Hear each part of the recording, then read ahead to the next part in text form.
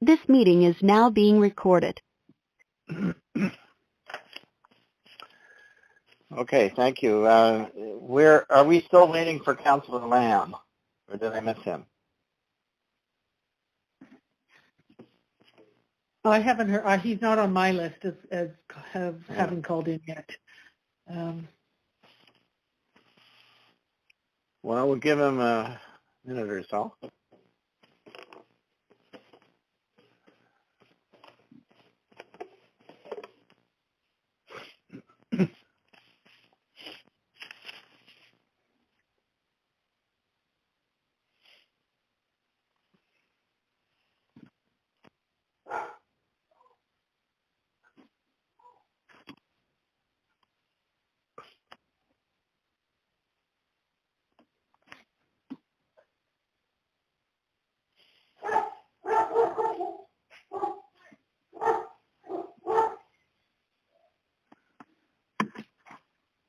Oh, that's a nice distraction.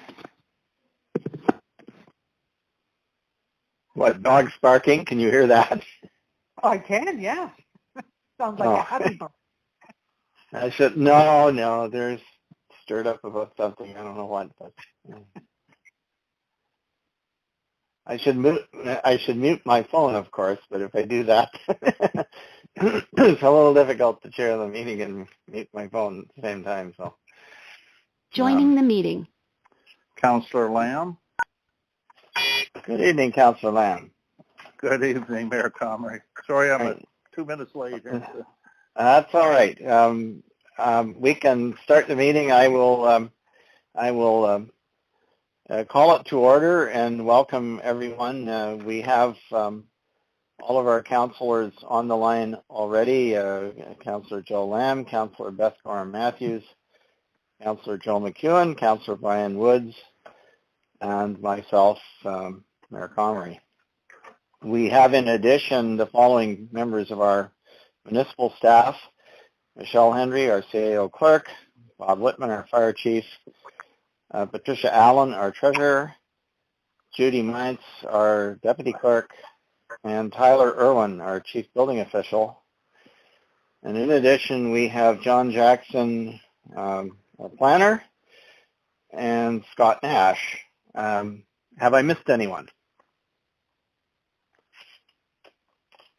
All right then. Well, if we get more, you'll hear them announced hopefully as they join the conference call. But I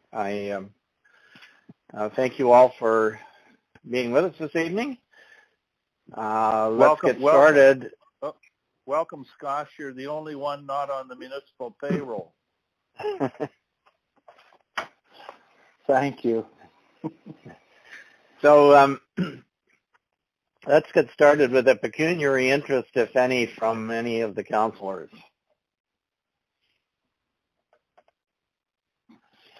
All right, so hearing none, I will let the minutes record that none was declared.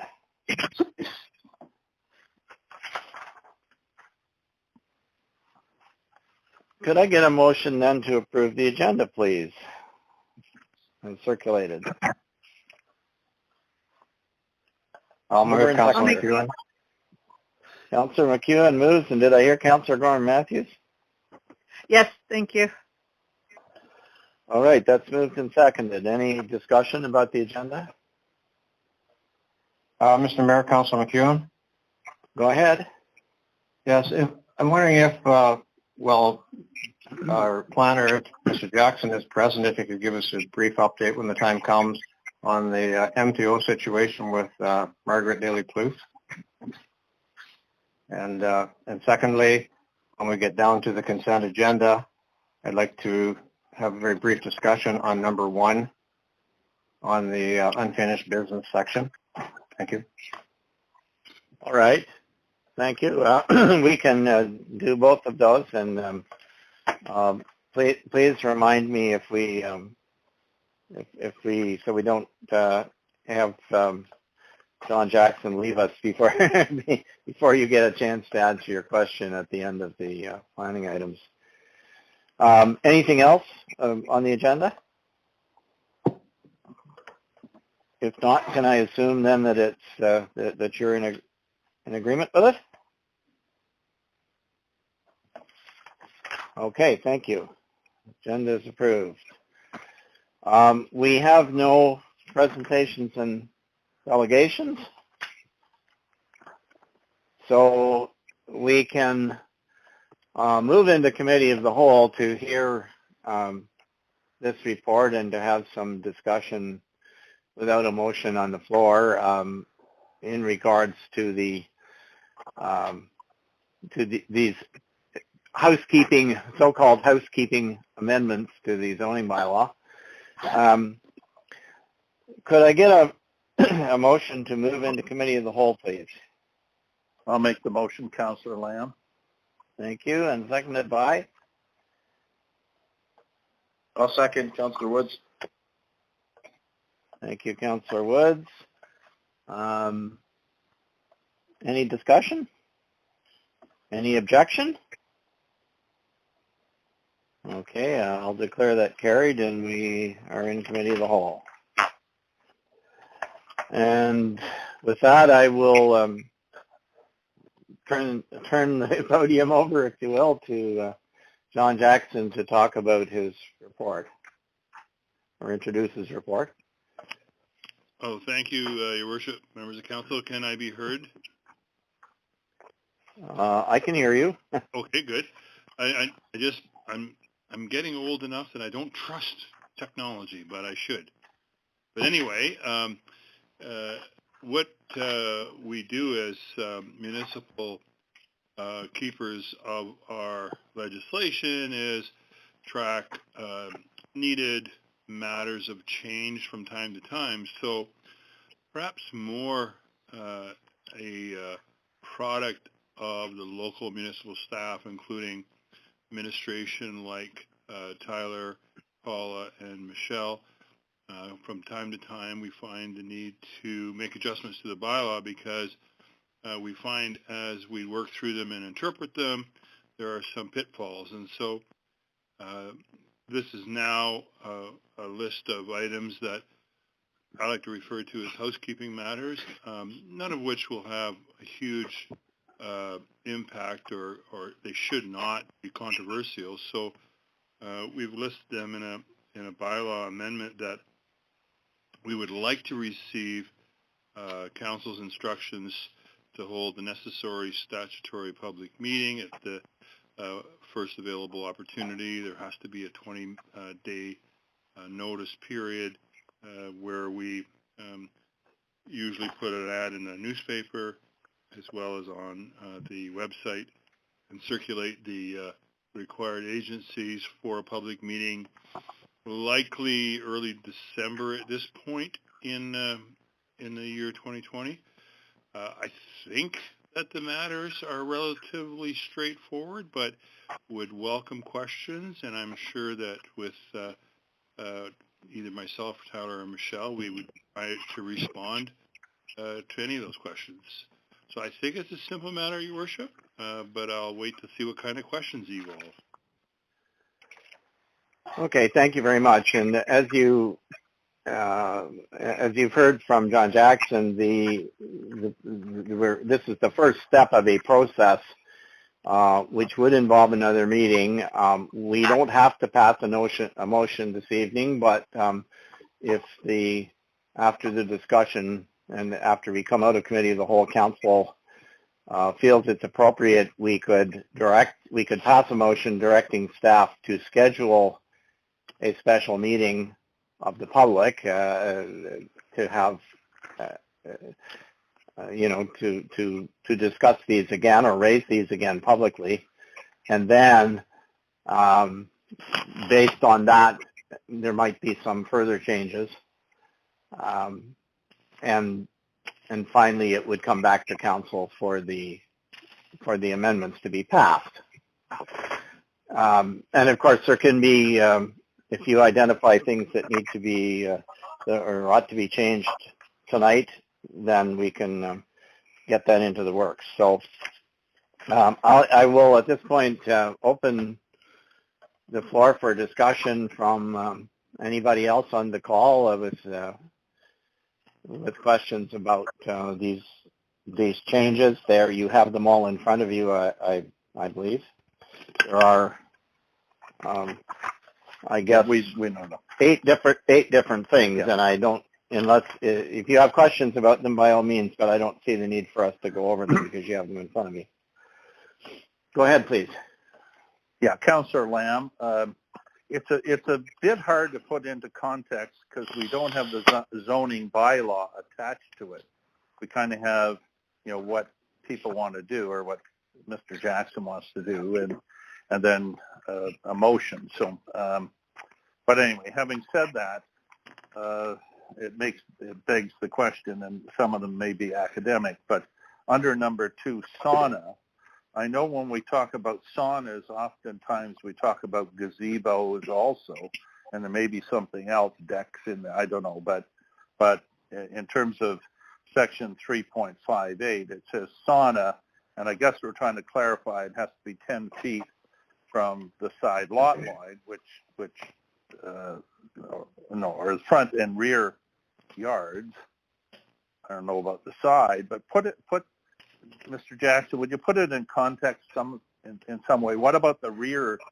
Can I put a sauna 2 feet from the side? Like, put this whole thing in context for me. And does it also apply to something like a gazebo? And then I have one other question after that. Thank you. Through your worship, the problem was really not that significant, other than that the way that the clause in the bylaw for saunas reads now is that it has a side yard requirement of 6 meters, but it doesn't clarify what the rear and front yards are. So it's merely almost typographical, if I could describe it that way, and it only refers to saunas. So it's just, what about gazebos? Where do they? What's their regulations? they have actually a separate regulation, and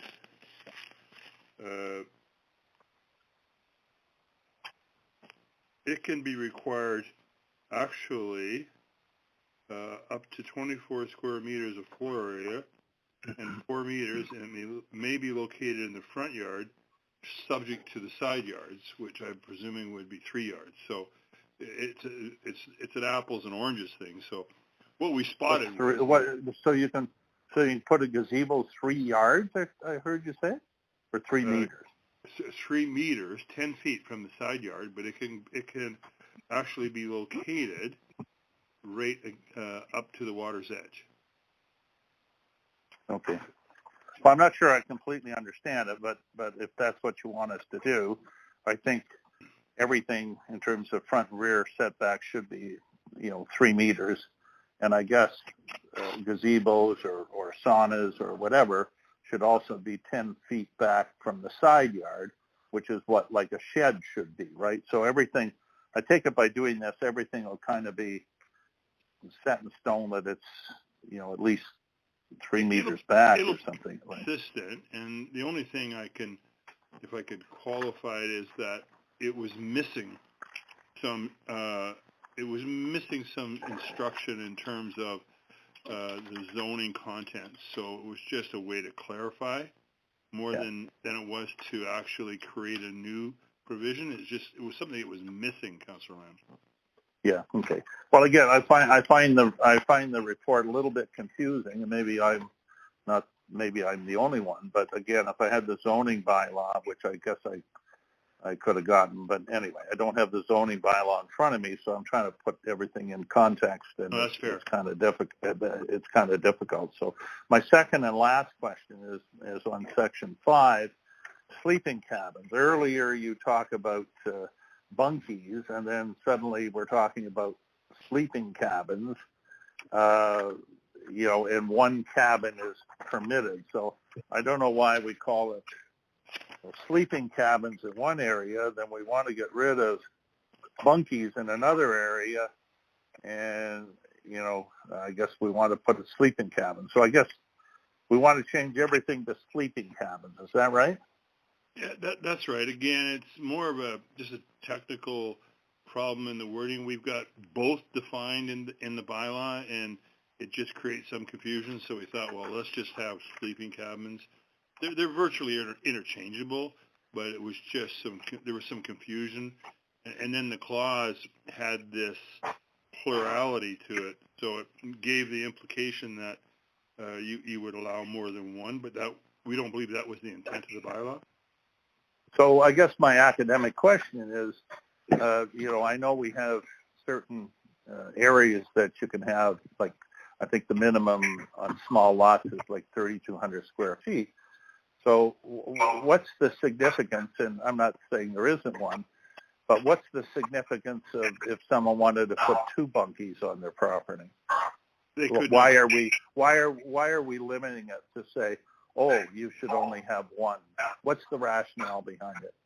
Well, what we did was we increased the size of a single sleeping cabin so that you can now have 500 square foot sleeping cabin, but only I one. find it very difficult to listen. Someone's doing something. So, sorry.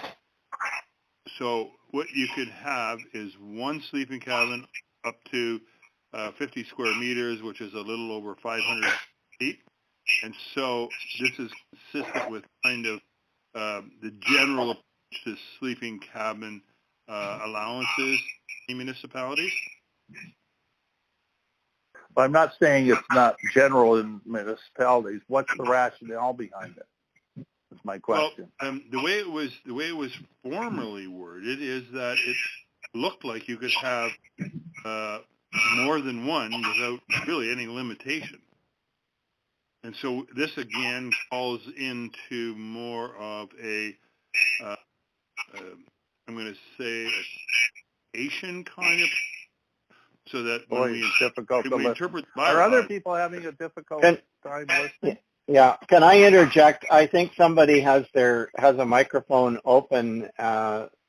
They don't realize that. Would you please mute your microphone unless you are actually speaking?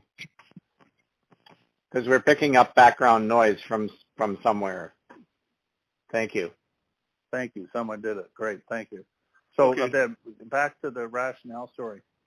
Okay. So right now the wording is, subject to the provisions of this bylaw, sleeping cabins, plural, are a permitted accessory use on any lot, provided the maximum floor area does not exceed 50 square meters.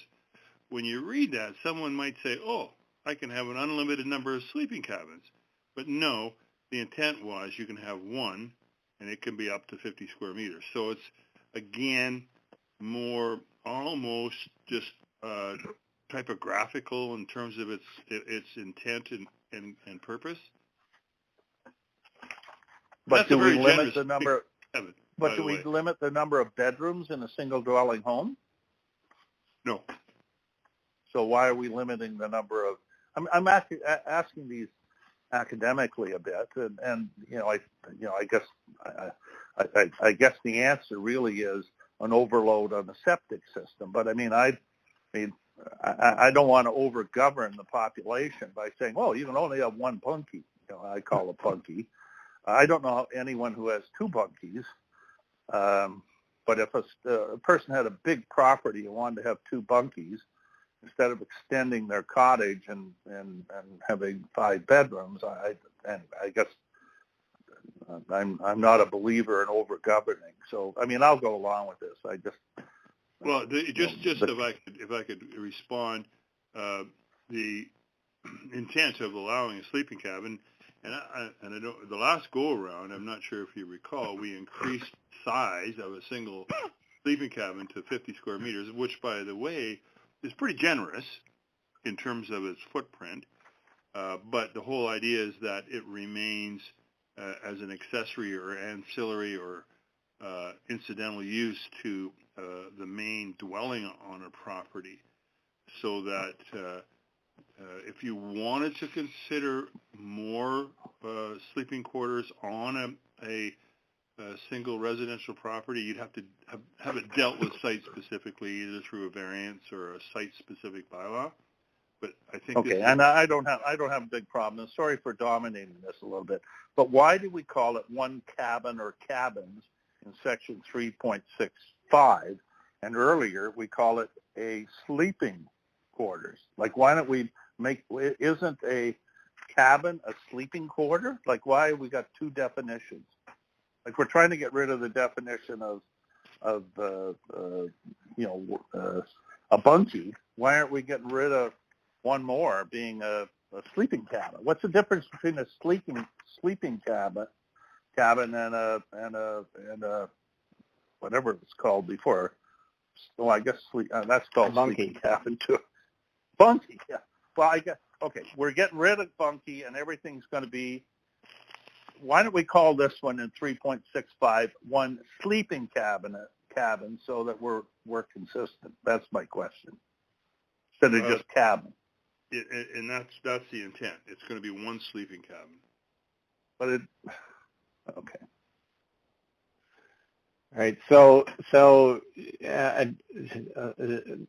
don't apologize, Councillor Lamb, for bringing this up. The definition, if you look at the zoning bylaw, which I now have open on the screen in front of me, the definition of bunkie is not the same as the definition of sleeping cabin.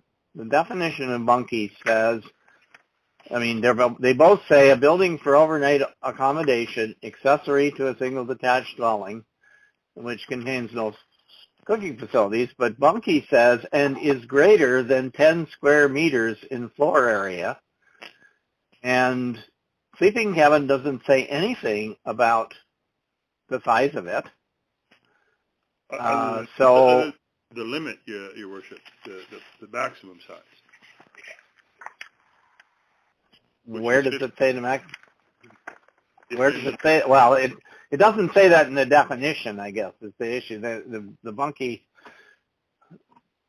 there's no or am I right that there are no specific rules for bunkies, or is there something else later on in the because bunkie is there's nothing in section 3 about a bunkie, right? Am I correct?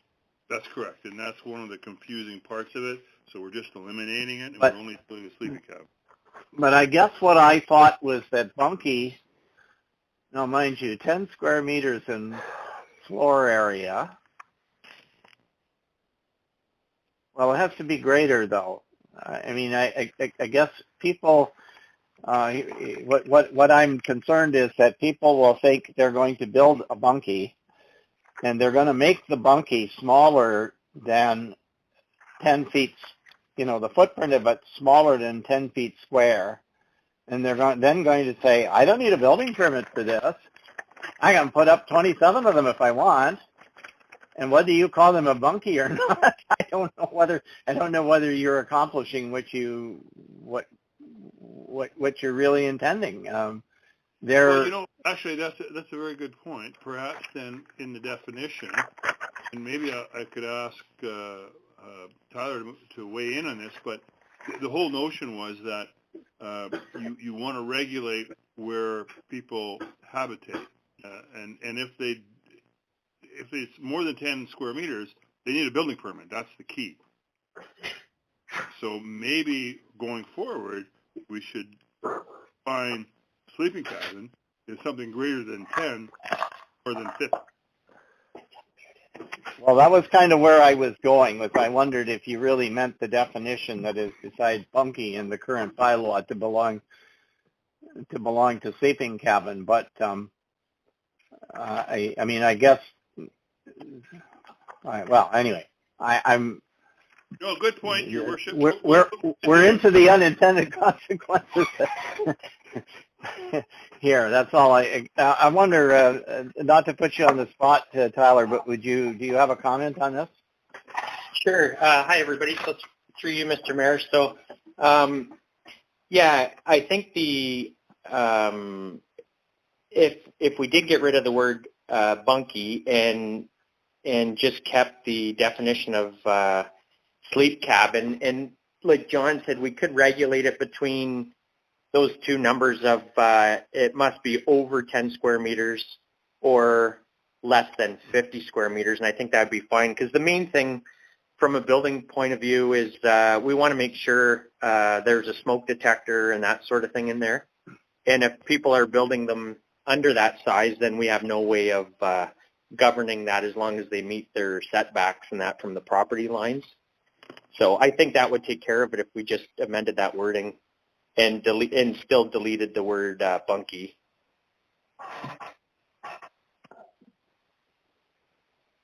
Mr. Mayor, Councilor McEwen? Okay, thank you, Tyler. Go ahead, Joe. Yeah, I appreciate the conversation around with Councilor Lamb and yourself and the other folks.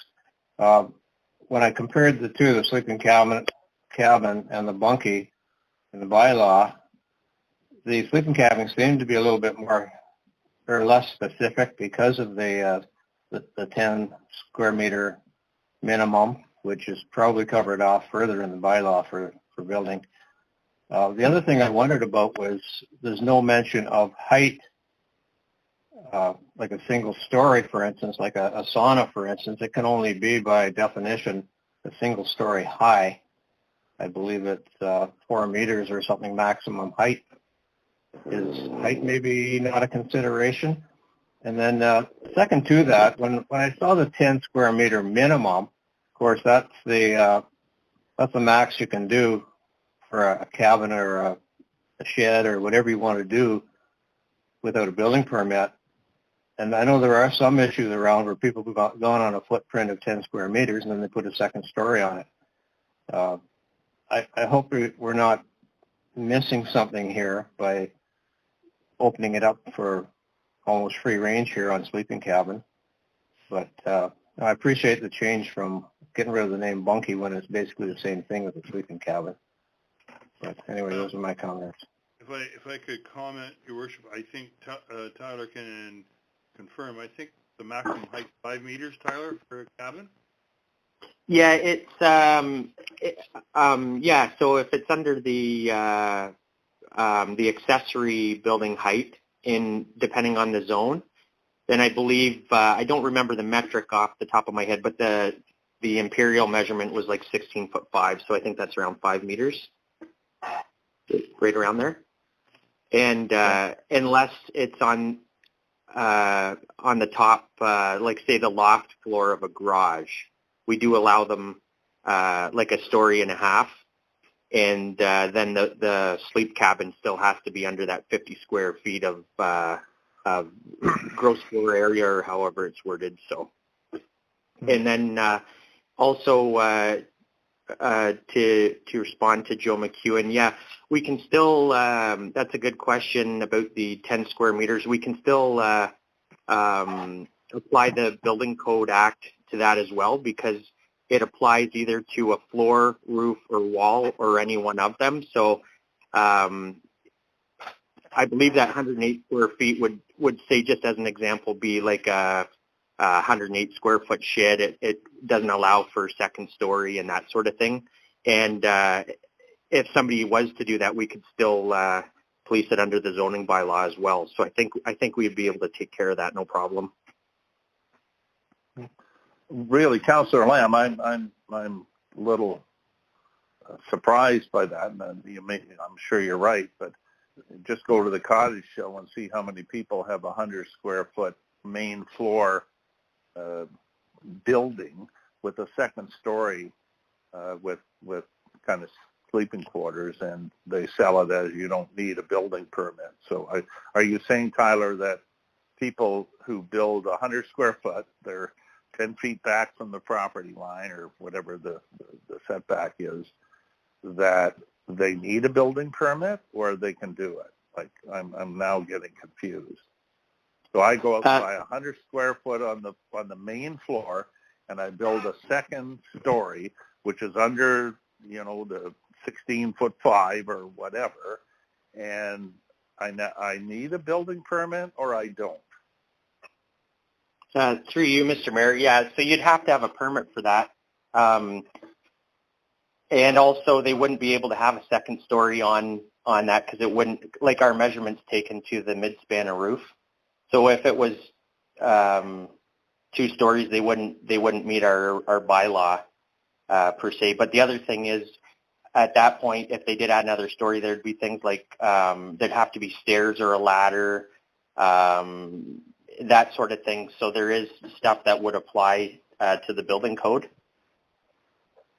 So Okay, that, thank like you. I said, that 108 square feet would pretty much only limit somebody to like a garden shed or that sort of thing, just a single story.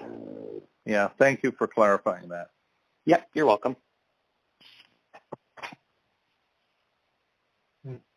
Mr. Mayor, Councillor Woods, could I ask a question? You could, yes, go ahead. Just, in regards to the reworded to clarify, only one cabin is permitted in a waterfront zone. Well, I can understand you only want one on, a smaller waterfront cottage style property. You don't want a bunch of them. But what about, you have a large acreage property, you have your cottage that you built, and then you built a little, sleeping cabin to the one side. And then at the back is, say, your 100-acre or 150 acres property where you go hunting. You wanted to build another one. You're saying that we wouldn't be allowed to have another one on a property of that size? It's John here, Your Worship. The non-waterfront zones would actually be allowed a second dwelling. So they would be allowed more. Mind you, there'd be a few different regulations, but they could have more than an accessory cabin. They could have what's called an accessory dwelling. If I could also add something to John's statement there, I believe also you'd be allowed to have a hunt camp. And in the general section, under Section 3, it does specify some different requirements to be able to have a hunt camp. So it would be virtually the same thing as a guest cabin, I think, size-wise in that. Is that correct, John? Yes, that is a principal permitted use, so you're quite correct.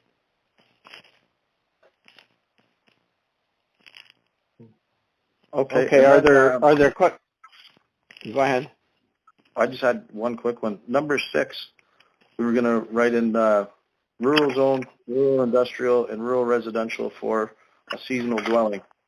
What about commercial? Are we just adding these ones and not doing all of them, or are we just going to leave commercial out kind of thing? If I could possibly answer part of that, and again, Tyler may need to jump in here.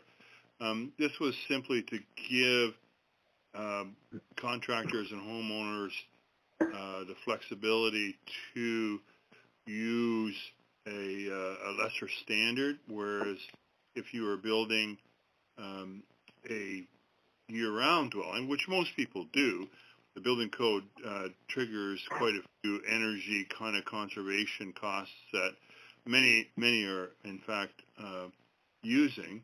I think when you're talking about commercial building code standards, you might be talking about different standards. Is that not the case, Tyler?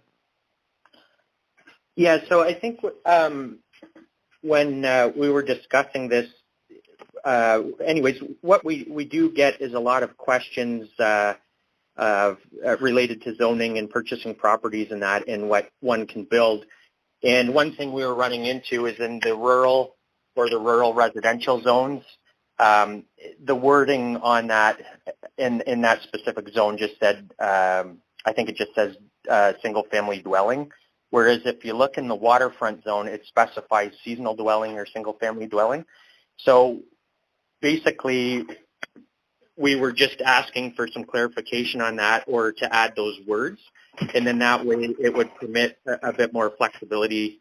So the building code, or in respect to the building code, there is different, say, R values and energy efficiency ratings and that sort of thing that a year-round dwelling has to meet.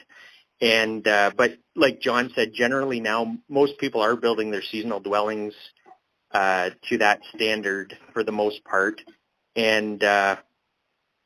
So we were just looking at it would be a great thing for the municipality. It would allow people more options in order if they wanted to say keep their house wherever their principal building is, like down south or whatever, and then they could still use this as a seasonal dwelling up here.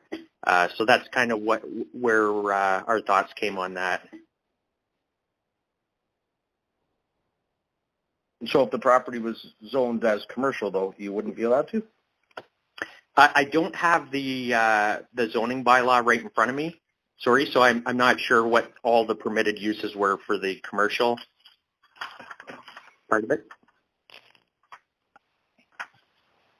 Generally, I guess just to add to that, generally we do most of the calls we get are related to RU or RR zones, and not to say that we wouldn't get some on commercial, but generally it's more in the rural or rural residential zones that we get the questions on. Your Worship, we could, Tyler, look at whether or not we should add the seasonal use to the commercial zones. Absolutely. Yeah. I do believe, and just off the top of my head, I did think that the commercial zones, they do have quite a few permitted uses, and I'm not sure if any of them, some of them might already have seasonal dwelling in there. I'm not too sure, but we can definitely look into that. I got the bylaw in front of me, Tyler. I don't see it, but we can consider it. Okay. Yeah, and bring that back to the table. Okay, thank you. Are there comments or questions about other sections now? Golly, I never thought we'd ever be going till 7:06 on this conversation, and I drove some of it, or maybe most of it. But I'm trying to find the rationale to change sleeping cabin or sleeping cabins or whatever to sleeping cabin. And I just don't get it. Maybe because I don't have the bylaw in front of me, the zoning bylaw. But, you know, I fail to say that, or fail to see that if people have people up and want to either put a fourth or fifth bedroom or an extension on their cottage, they can do it. But if they want to put a bunkie outside, even with a permit or whatever, they can't do it. They can only do one, right? When there are certain bylaws that say you can only have maximum coverages of this. And I'm getting back to the waterfront properties and saying, well, you know, we're going to restrict you. You can't put a sleeping cabin up, not septic or anything else. You can't put a sleeping cabin up. But by God, you can put 4 tents in your backyard and bring a lot of people up. And there's nothing, correct me if I'm wrong, that would prevent someone from doing that. And if you put the tent up, that's a sleeping cabin, if you will, temporary. I just don't get why we're changing taking the S off. I don't get the rationale. And no one has come to me saying, well, you know what, we've had all these problems. Here's the problems we have. And here's what we're trying to fix, right? Because we've had, you know, Joe Schmo up on Whitestone Lake who built 3 sleeping cabins and it got out of hand. We had bylaw problems. There's no problems with it, right? We're trying to, in my opinion, overgovern by dropping the S, right? And why are we doing it? Shouldn't taxpayers be able to say, what's the reason for you doing it? Versus saying, well, the intent was this. The intent goes back 15 years. We haven't had a problem, but we're going to change it just because it comes forward. So until I get some sort of problem defined for me and some sort of issue, it's like Councillor Wood saying, well, why don't we add it to commercial? Well, we don't have the bylaw in front of us, right?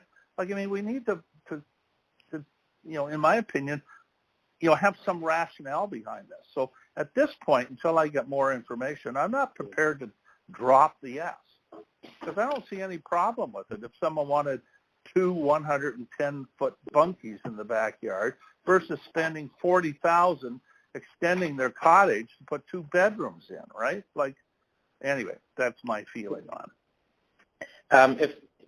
Through you, Mr. Mayor. So, but keep in mind though that the sleeping cabin currently are permitted at up to 520 square feet. So that is pretty generous. So you could still have your cottage, you can have your garage, you can have like a fairly large guest cabin. And I believe there's John, I think you can speak to this as well. I believe there is actually currently a municipality fairly close that is having troubles with these multiple sleep cabins. but we're not. Well, we did have Are some we? complaints this summer. But we can put a granny cabin up, right?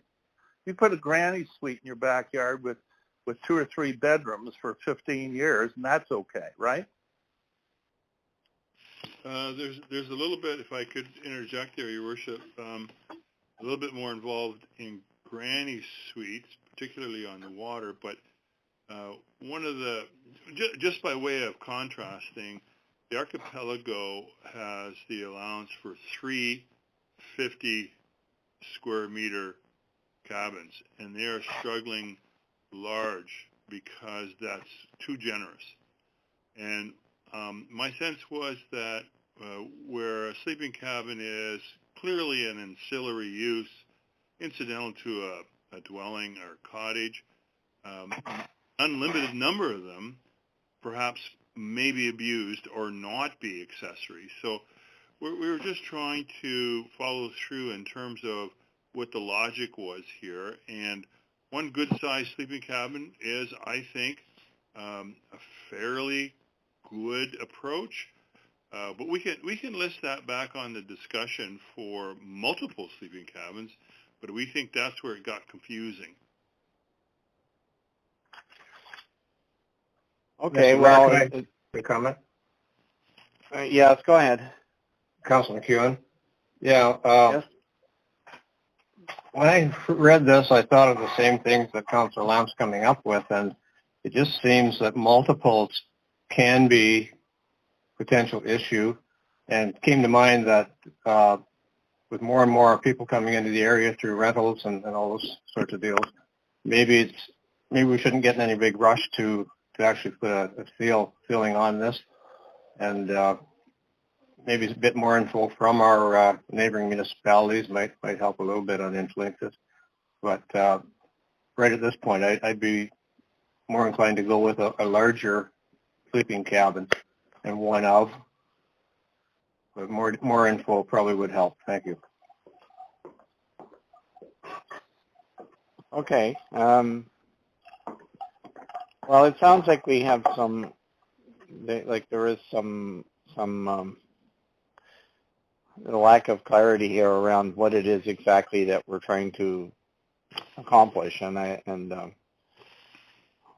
would support Councillor Lamb's assertion that we need to focus on the problem that we're trying to solve, what it is that we definitely don't want people to do and why, and what it is that we want them to be able to do, and not on what other municipalities do, and not on what other bylaws say or what other constraints exist in the bylaw. The constraints are there to solve, to accomplish certain objectives, and we need to have clarity around what the objectives are. So I think that's a concern. Are there any other comments or questions regarding the EP zones or any of those kinds of things that people have? Yeah. Is there anything? Councilor McEwen, I don't want to drag this out too far. Number 7, I'm wondering if we could get a little bit of clarity on that. It's a little bit open-ended in a sense, I think. We say EP zone so long as DFO and MNRF criteria are met. Is it assumed that this is on an approval basis from those agencies? Mr. Jackson, could you comment on that? The 2 ministries have set out criteria where they are essentially self-assessed and that no approval is required. For example, the size of cribs or whether the dock is floating would put you below a threshold for which you do not need to go through a DFO or a public works permit assessment. So it merely says that if you meet those agency requirements, provincially and federally, and you're in the EP zone, those would be allowed automatically anyway.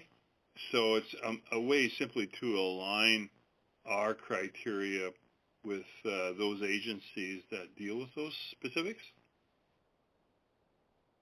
So if I could, who is the governing body then? Our CBO? Well, for permit purposes, yes. You need to get a building permit for a dock that's over 10 square meters. But he right now couldn't issue one if you happen to have an environmental protection zone in front of your property. But with this amendment, he could, so long as you are below the thresholds for the province and the federal government.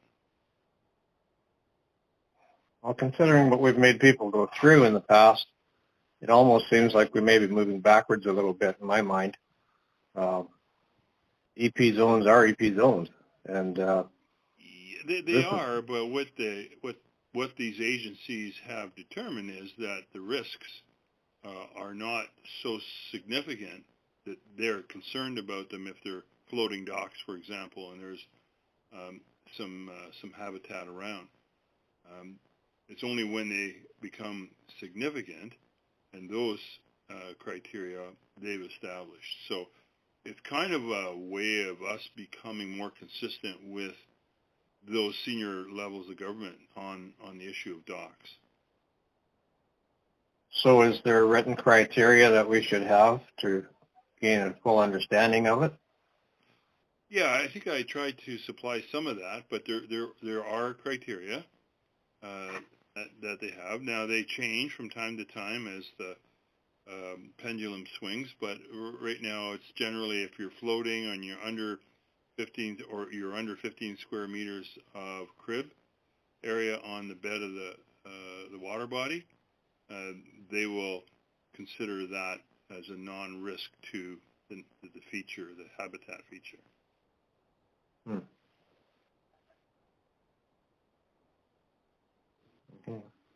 But I think the reference here is to floating docks, and there's a difference between floating docks and crib docks in the sense that a crib dock involves shore works, and so it's not clear to me that the MNR does not in fact require a permit for that. But a floating dock has never historically, until that flawed legal decision in Kawartha Lakes or wherever it was, was never a concern to the MNR or DFO. They don't. I mean, as long as you're not chewing up a whole lot of shoreline to attach it, it doesn't affect fish habitat for the most part. So I mean, it's not even clear to me why we would want people to get permits for it. It's just for them, and they're not. Unless you're trying to build a boathouse or sleeping accommodation on the top of the dock, like the guy who caused the trouble in Kawartha Lakes was doing and caused the judge to make the erroneous ruling. They're not structures within the meaning of the building code. So I don't even know why we would be concerned about them. I mean, they've been a feature of the area for years and years and years without any problems, and I don't know why we would be asking. I don't even know why we would be asking people to get permits for them in the first place. I wish somebody could explain to me why that's in the public interest. You know, I mean, it's just sounds like it's just an extra, an extra bureaucratic requirement and an extra revenue grab. And, you know, would someone care to respond to that? Well, I sense that, and I have that feeling myself, having had docks all my life. But I think generally speaking, the threshold is, again, if you're building a structure that has a footprint greater than 10 square meters, the building code kind of suggests that's a structure for which you would need to be permitted. Now, it's not black and white, but that I would say is the general approach that building inspectors take. Is that a fair statement, Tyler? Yes, I agree. I'd rather not issue dock permits at all if I could help it, but I mean, I have to, and if it wasn't required, then all these other municipalities wouldn't be issuing them either. So if it was as simple as a permit, such as like a fire permit, where they could be issued right at the front counter or something, that would be a lot easier. But that doesn't seem to be the way. So.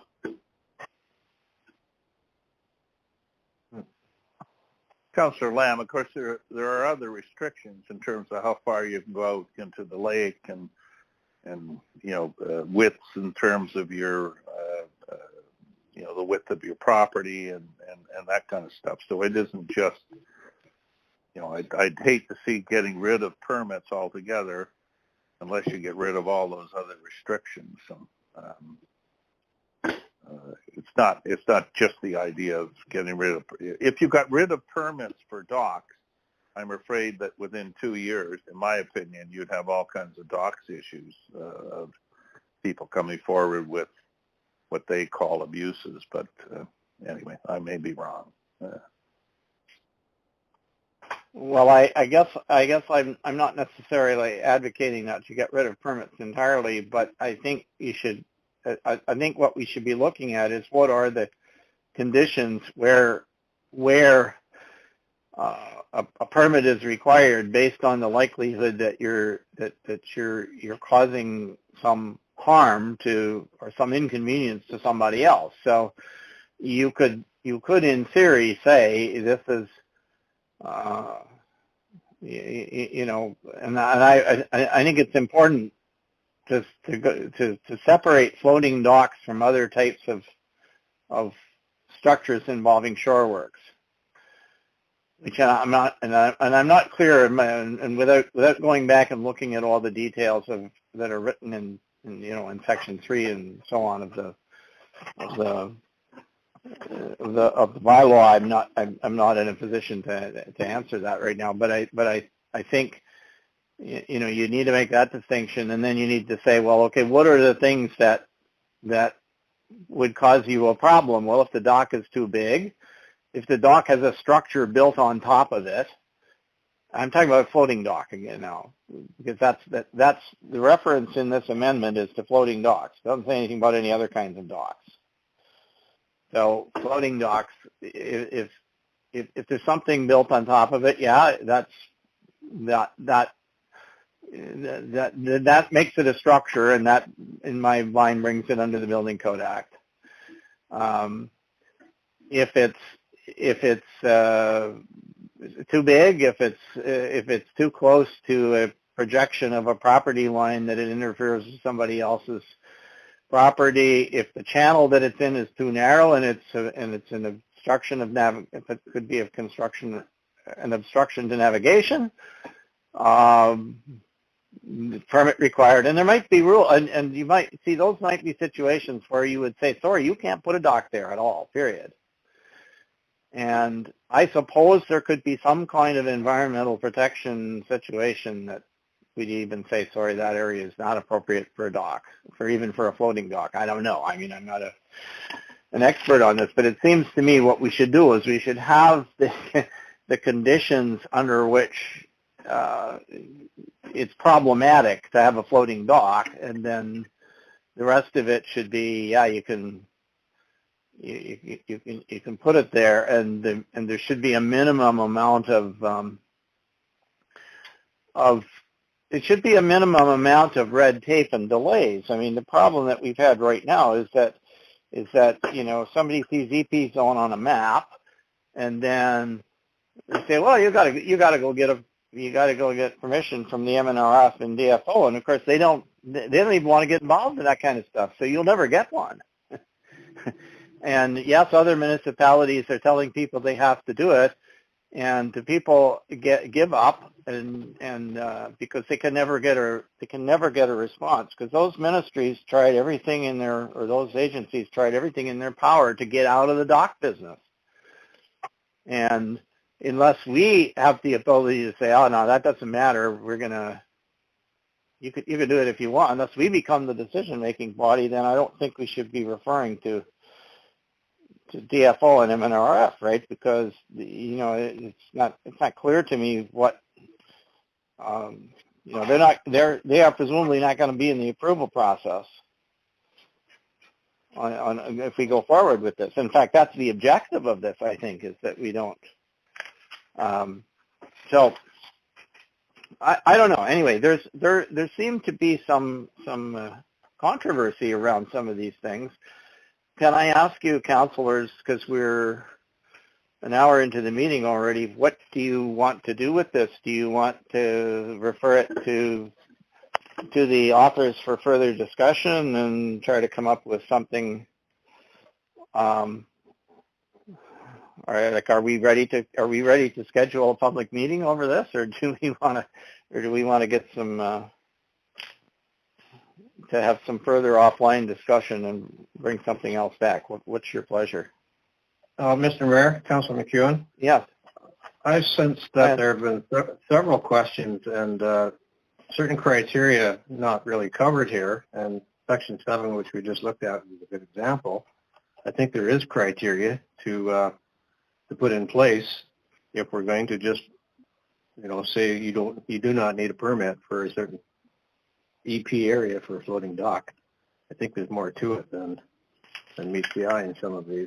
I think we should get more information back on the specific areas of confusion and discussion this evening. Thank you. Okay, well, are there any final comments or questions? We are in committee of the whole, so people can talk freely, and then we'll have to decide what, if anything, if we wish to take any concrete action when we come back. Yeah, Councillor Lamb, I agree with Councillor McEwen. This is up for discussion tonight. I think you should take into account what's been said. I'd like to see a document that says, like if you need to just correct a spelling error or something like that, or some of the things in here that we didn't discuss, then let's just go forward. But I think there's been some substantive discussion on 2 or 3 topics that I think staff needs to listen to and say, well, what do we need to do, and then come back. I don't think this is something that has a pin in the map that says we need to do it by December or January or November or whatever. And I think it's been a good discussion to bring up the topics we have, and so let's just give it a rethink. And I would say, tell me the problems you've had, right, versus the potential problems, right? And if we've had problems, then let's fix them. If there are problems in Archipelago, how does that relate to Whitestone if we haven't had a problem? Archipelago is obviously a very different community than Whitestone. So, and I appreciate we may want to, get rid of loopholes and things like that. But if we really haven't had a problem, then I fail to see the reason that we need to go down the rabbit hole of changing it. And this bylaw, if it's small changes to it, you can do it again a year from now, right? There's no time limit on it. Like, show me a problem, let's fix it. But until there's a problem, let's not try to get over-govern, I guess is my feeling. So I agree with Councillor McEwen. There's lots of discussion tonight. Think about it and come back with what you think is right based on the discussion. Thank you. Okay, thanks. Anything else before we have one more item before we go out of committee of the whole? Is there anything else?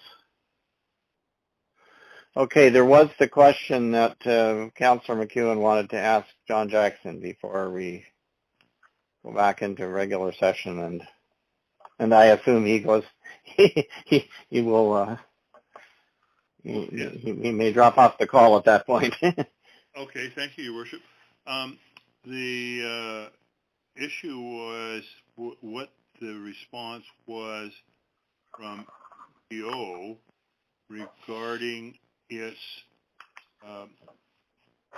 application on the Margaret Daly Plouffe consents off Highway 520 to the 2 additional lots that were part of the consent application. So what had happened was MTO had asked the planning board to defer any decision on that application for Margaret Daly Plouffe until they could have a closer look at it. So what happened since then is that Margaret Daly Plouffe went to Huntsville and met with MTO, and as of today, MTO has not responded to her or to the planning board. So our position in the planning board is that we are still awaiting what the official position of MTO is before that consent application comes back to the planning board agenda. In other words, we're still waiting for MTO. Okay. So does that answer your question then, Councillor McKeon?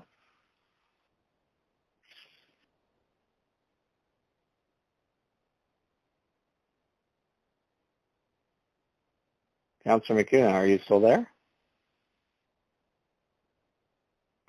Sorry, I was muted. Yes, that should be sufficient.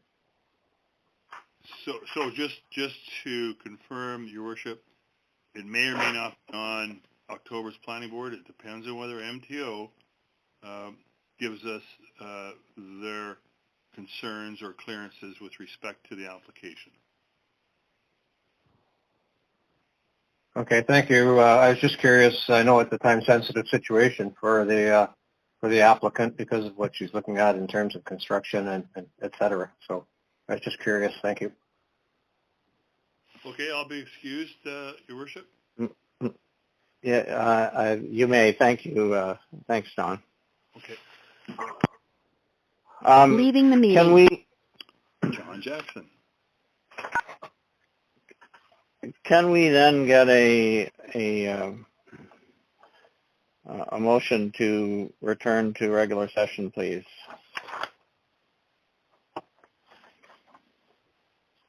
I'll move. Councillor McEwen. Thank you. Seconded by? I'll second. Councillor Gorham Matthews. Thank you. So, assuming this passes, we will return to regular council at 7:33 p.m. Any discussion or disagreement?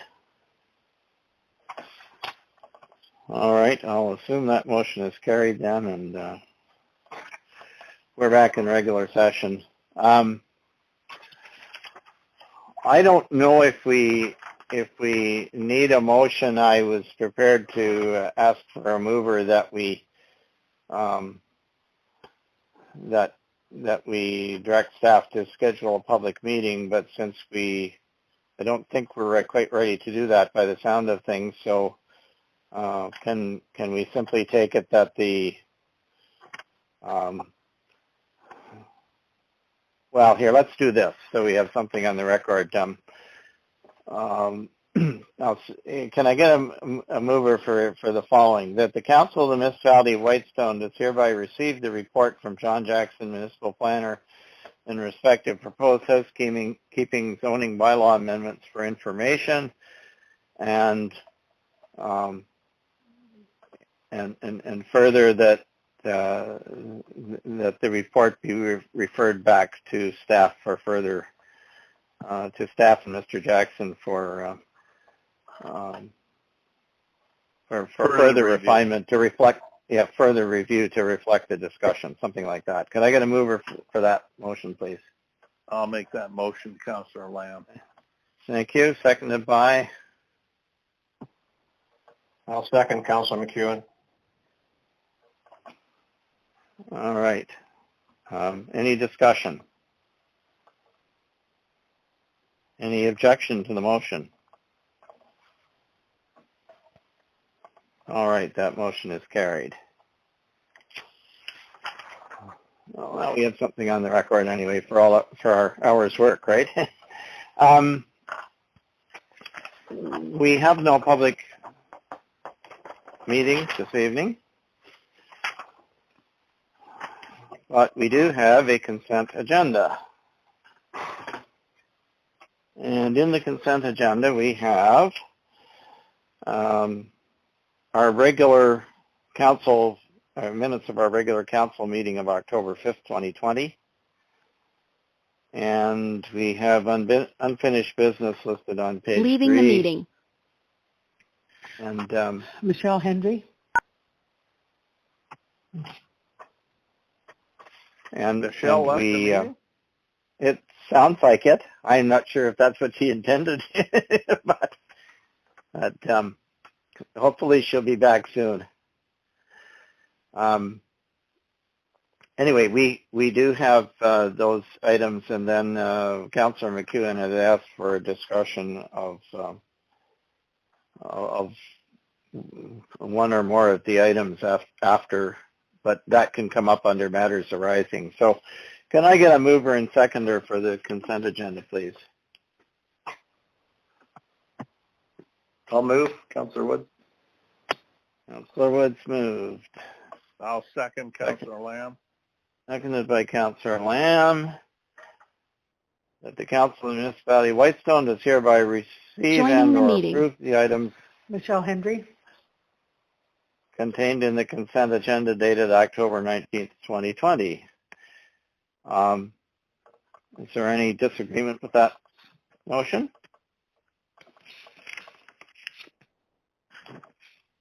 All right, I'll declare it carried. And welcome back, Michelle. Is everyone happy with the minutes? No concerns or amendments to the minutes? All right. What about the item that you wanted, Councillor McEwen? Yes, I'd like to reference unfinished business item number 1, Mr. Mayor, if I could. Go ahead, please. I know we've put this off, which is the permitting on private roads, and I guess also the vacant land trailer and campers issue.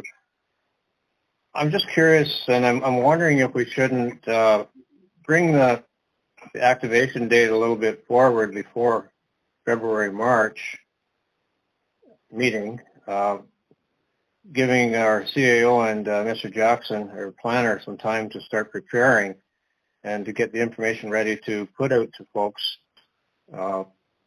Thinking that if we don't do it till, say, March, I think we're getting too close to spring and summer, and things start to kind of fall through the cracks in my mind in certain ways. So I want to make sure that people are totally informed and information gets out to people. So I'm just asking if council would consider to ask our CAO to activate this issue a little bit sooner than waiting for February, March, just from a preparatory point of view. Just wonder how councils feel about it. I think the more information we can get to people on this particular subject, I know council's done a fair bit of background work leading up to this point, but we want to be as transparent as possible and get it out to as many folks as we can. So I'm just asking council if they would consider to maybe moving it into January-ish or sometime that would coincide possibly with the next newsletter that would go out in the spring or pre-spring, so we can get input back from our ratepayers. Thank you. Okay, any comments from other councillors or from the CAO clerk?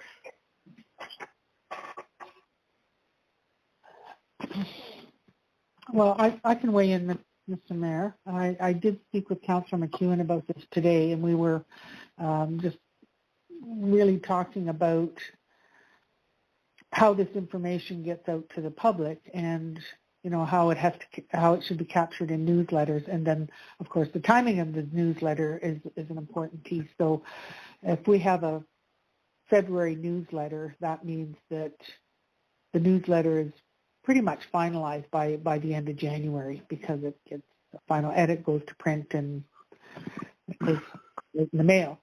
So if you want to capture information about this initiative in the February newsletter, as well as the May newsletter, it makes sense. You'll need to move up the timing.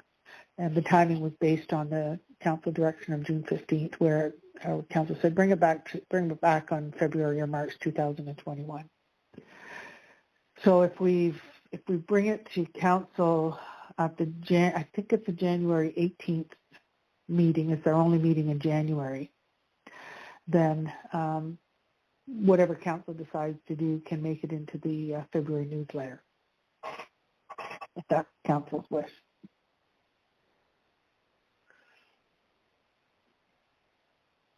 Okay, any other, I think that's doable, certainly. Are there any other comments? Yeah, Councillor Lamb, I have no problem moving it forward. I think we should tackle any issue that Michelle and staff feel, is the right time in terms of their agenda. I went into the office today and sat, in front of Michelle, and there were a whole bunch of files and on a side desk and whatever. Many of them had to do with public works, which I think we have a new supervisor or whatever in that area. I know we do, not think we do. So many of those files will go off. But I don't want to overburden staff. So if she feels that it can be brought forward, I think this is an important subject. I still, as a counselor, don't quite understand it. I understand. I just don't understand all the lots and what's affected and who's affected. And I think that as Councilor McEwen says, there's a great deal of transparency here, right? We have to get the information out to all the ratepayers to say, here's the impact of if we make this decision. Here's the impact in your neighborhood, right? Here's the impact on a private road that now lots get opened, and the potential is that as a result of that, lots get opened on the other side, not the lake side, the other side of the lake, and here's what they can do. They being the people that purchase those lots. They can then use a road allowance, right, to come to council and petition for it to be open and have docks open and whatever. Now, is that bad? I don't know whether it's bad or not. I'm not sure it is. Like a dock goes out, people are able to share a dock.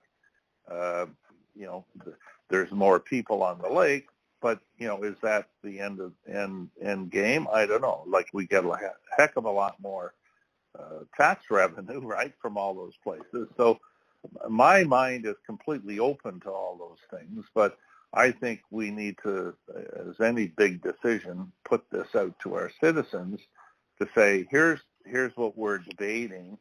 What do you think? And have an open communication system, which we're trying to put monies into for, websites and communication and Molly and everything else, so that they can feed back what they think about that, right? And then we can make an informed decision. So I'm not against moving it forward. What I am concerned about is that we do it properly, and as Councilor McEwen says, we do it in a transparent manner, and get the opinions back of our ratepayers as to what they think about all that. And I'm not sure I understand it all at this point, quite frankly. I think it was fed to us a little bit many months ago, but what are we specifically looking at, right? What, if we pass this, would become a lot versus what now is not a lot, right? Where could they build now that they can't build? And so anyway, that's my thought on it. If staff is prepared to go forward with it earlier and get it into a newsletter, I have no problem with it. I'm not doing all the work, neither is council. It's staff that's doing it. So if they're prepared for it, I'm all for it. Thank you. If I may, Mr. Mayor, Go ahead. What I was going to say is that the original direction was to have a public meeting to be held late in the summer, and of course that didn't happen this year for all the reasons that we know. So I'm assuming that would be the direction for next year. So there would still be a public meeting to be held late in the summer of 2021. And I think what I'm hearing from Councillor Lamb and McEwen is that this information as to what does this look like, who's affected, what would happen if this was passed, has to be before the public for a period of time. So, I mean, we can.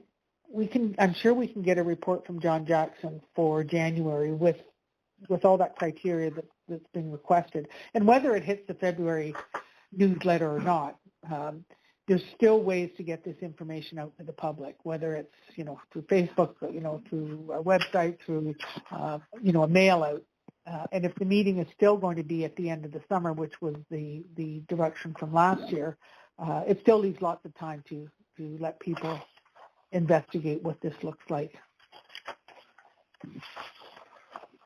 Okay, thank you.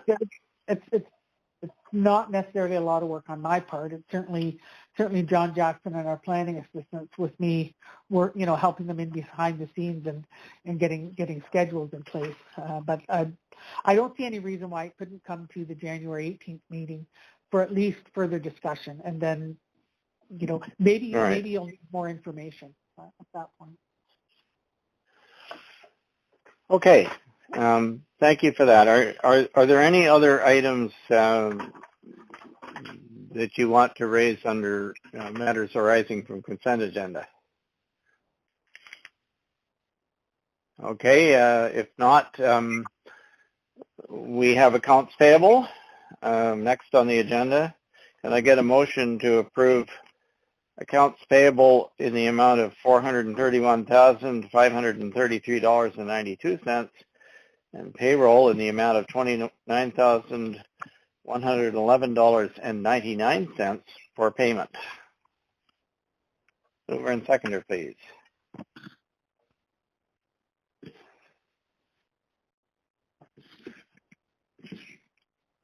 I'll make that motion. I'll second. Okay. Councilor McEwen. All right, moved by Councillor Gorham Matthews, seconded by Councillor McEwen. Any discussion or questions on the amounts or any other such? Well, I'm looking here. I thought I had one, so just hold on.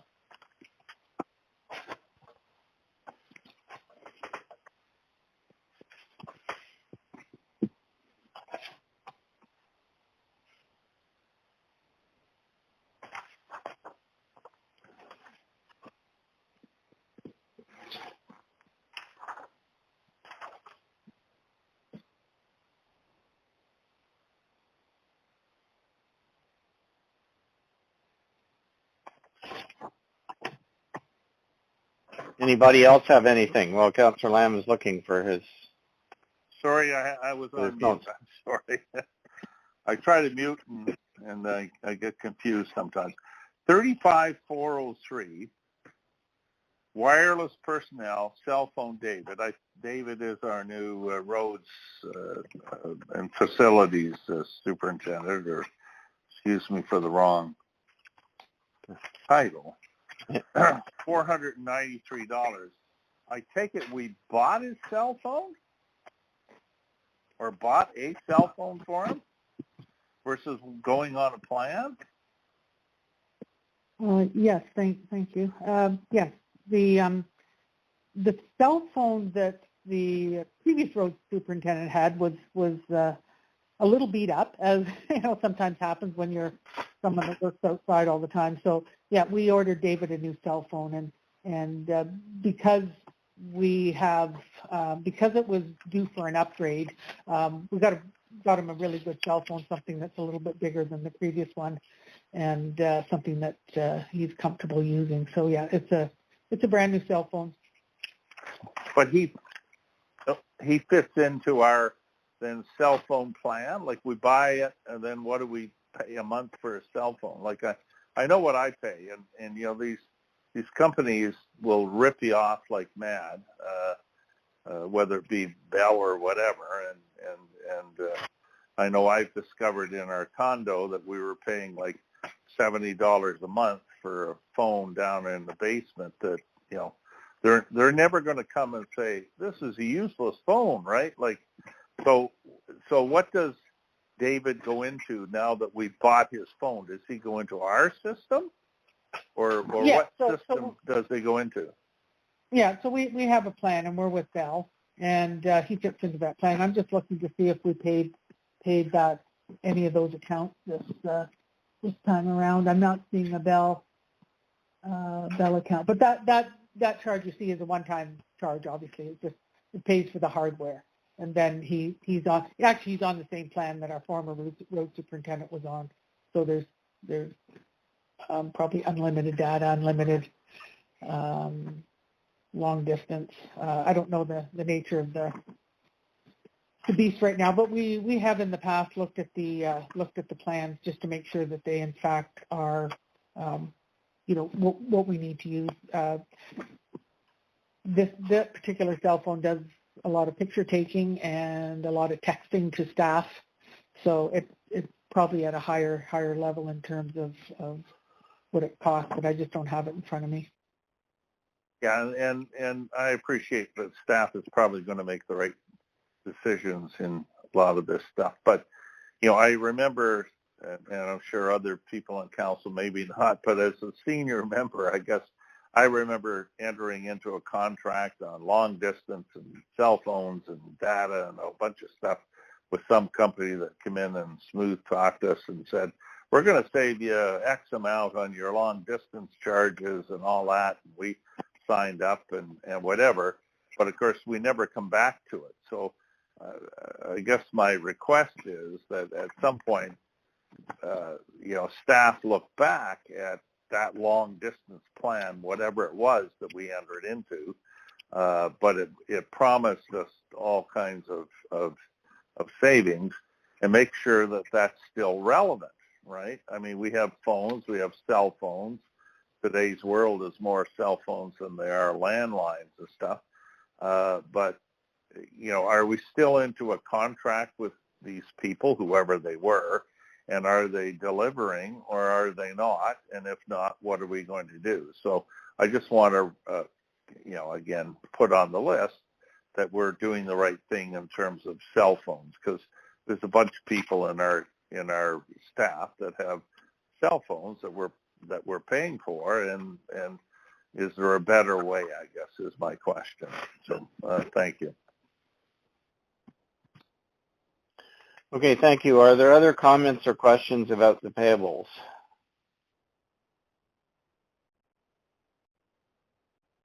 Well, can I get an answer to my question?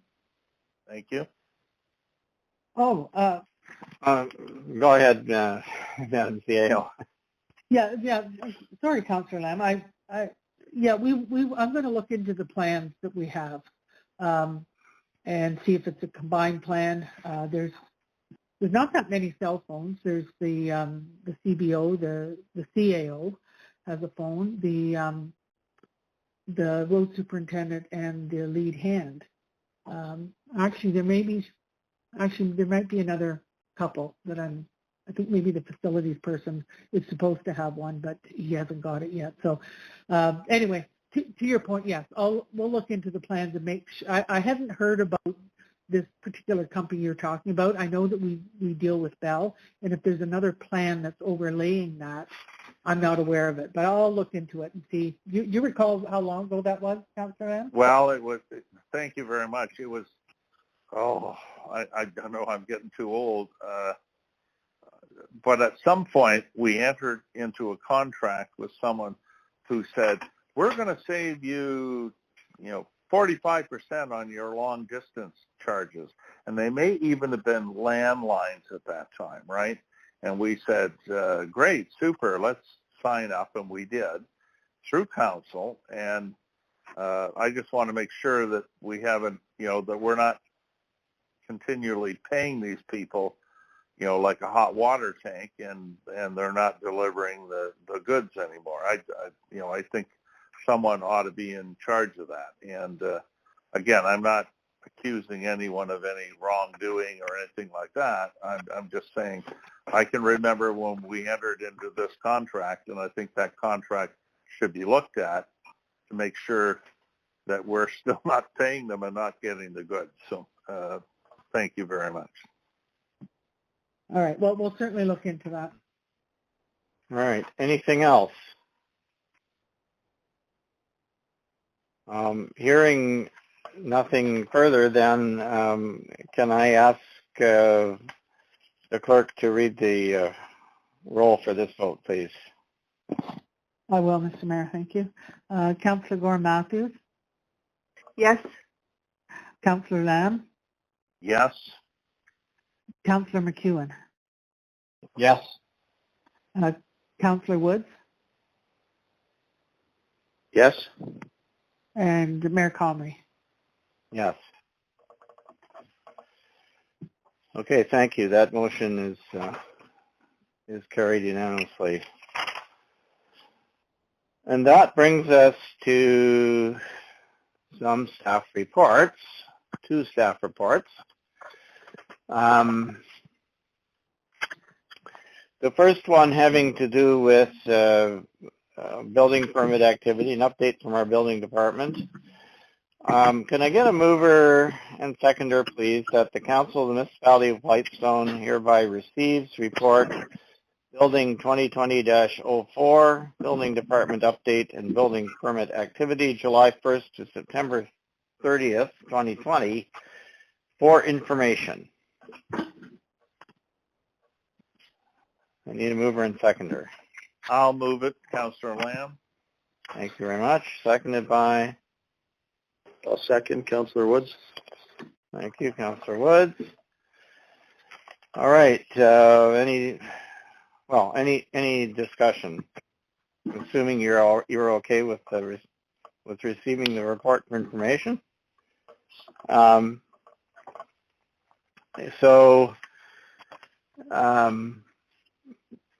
Tyler, did you want to speak to this? Sure. Thanks, through you, Mr. Mayor. So it has been a really busy year so far, and overall, like the report says, we're up about up to the end of this report, Q3, we're up about 25 applications more than last year for the same time, and we've issued 10 more permits. We've got 44 closed, and we've had numerous projects we've come across that haven't had permits this year, so we've issued orders and that sort of thing. We have had some orders complied with, which is good. The court system still remains closed, so we're trying to achieve compliance the best we can. And anyways, so far it seems to be going fairly well, but it has been really busy. There's been a lot more zoning and building inquiries this year as people are moving this way, and or either working from home as well. So looking at renovating their existing seasonal dwelling or year-round dwelling, whatever they have, to accommodate being there longer periods of time and working from home and that sort of thing. So, but yeah, overall we've been really busy and that. So we're just kind of keeping up with the demand, and I guess that's about it.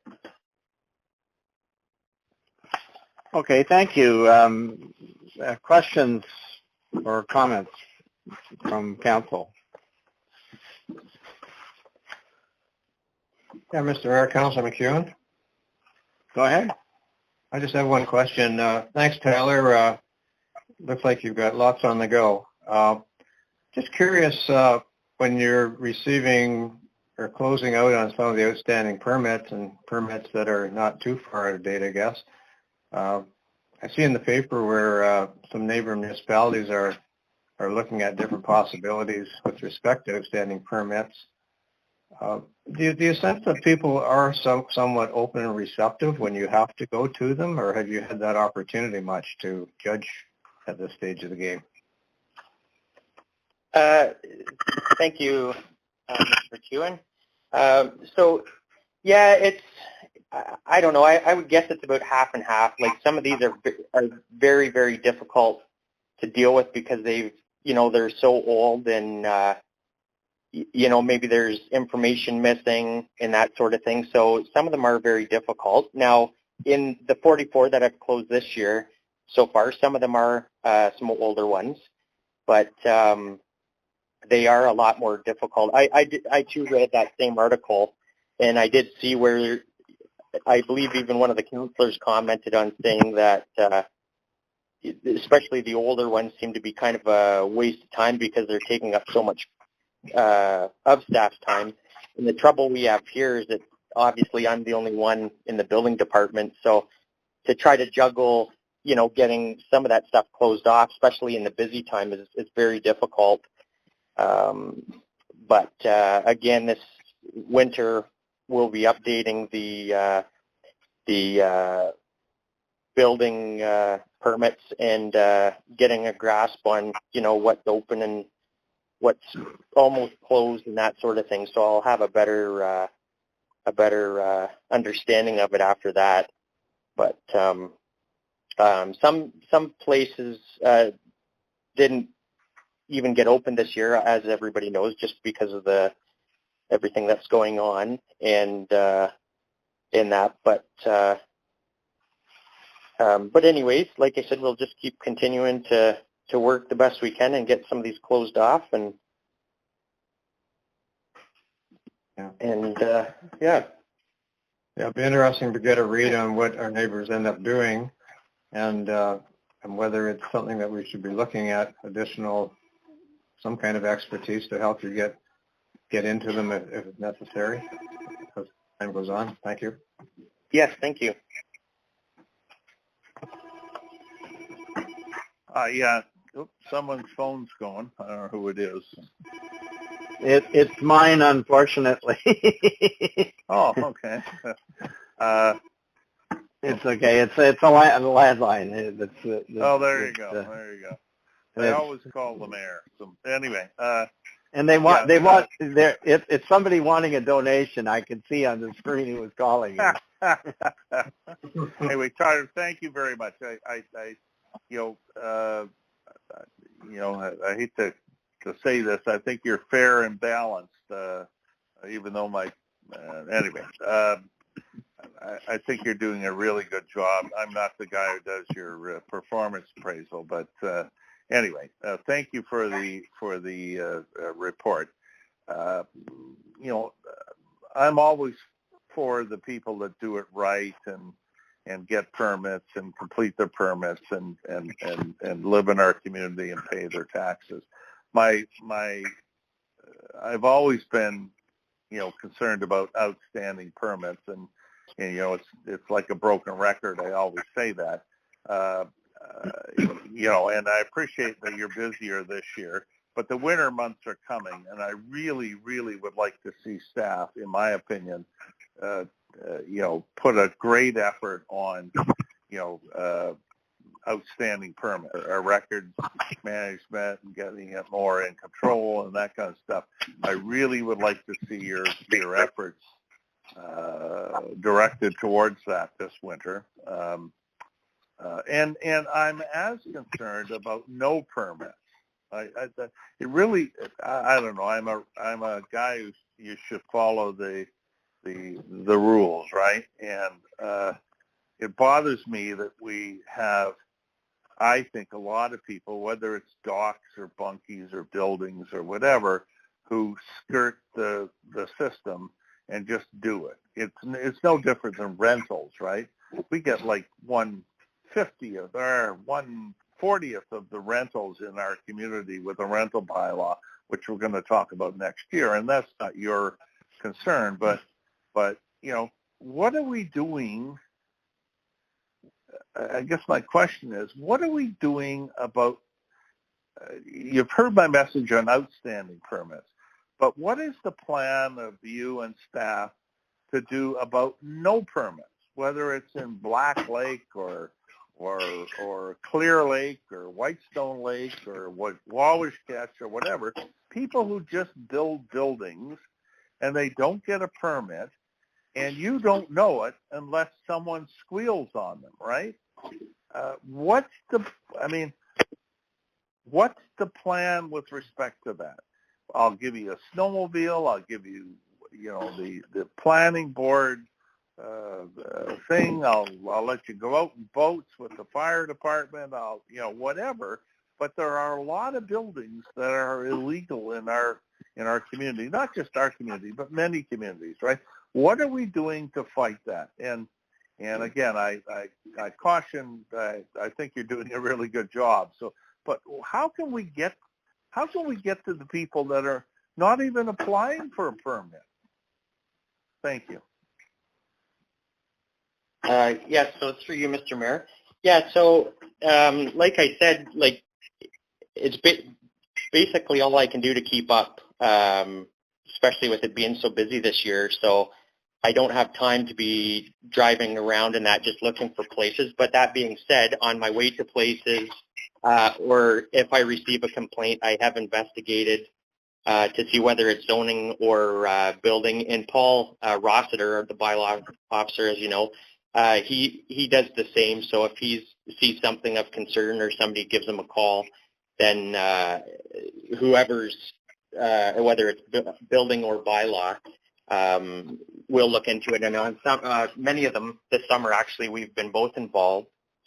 And so with these, some of these we're able to get resolved without issuing an order, and that's what the ministry wants us to do. They want us to try to achieve compliance and not issue orders unless we have to, and also not tie up the court system. So we've been working on them that way. Now, we do have some that are going to be going before the courts whenever they open back up. Another thing we put into place is in our fees bylaw now, anybody caught building without the permit, we can double their permit fee. So these things are we could do that before, I think. Pardon, sorry? I think we could do that before. Do which before, sorry? Double the fee. But before when? I don't know. We just added it to the fees bylaw this last. I think it was there before, but I think it was there before, but I stand to be corrected. Thank you. Yeah, with all due respect, it wasn't in there, but we did add that, so it takes up a lot less time. That staff isn't having to attend court, and also a lot of the times when you do go to court, by the time you've paid your legal fees and for staff and that, we're actually in the hole. So this is a way to kind of still penalize, but it's always a lot more work when somebody's built without a permit, so it helps to cover those costs, and hopefully it'll deter people from doing that. So I know just for interest sake too, I have spoken with a bunch of the surrounding municipalities just from time to time this summer, and everybody seems to be facing the same issues as more people seem to be moving up this way and that sort of thing. But anyways.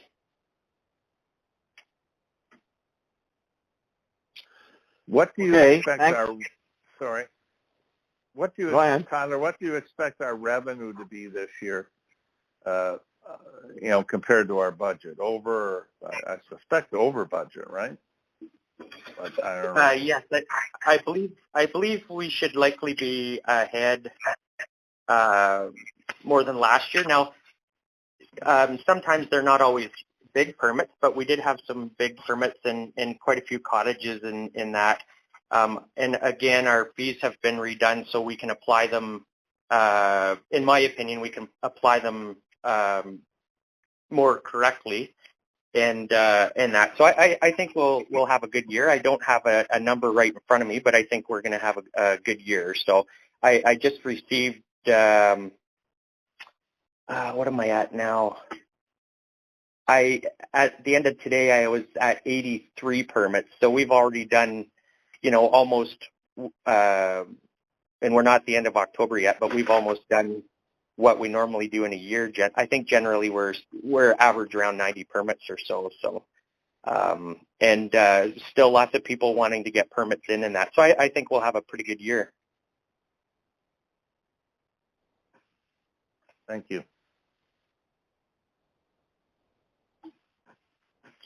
Okay, are there any other comments or questions for Tyler or on this report?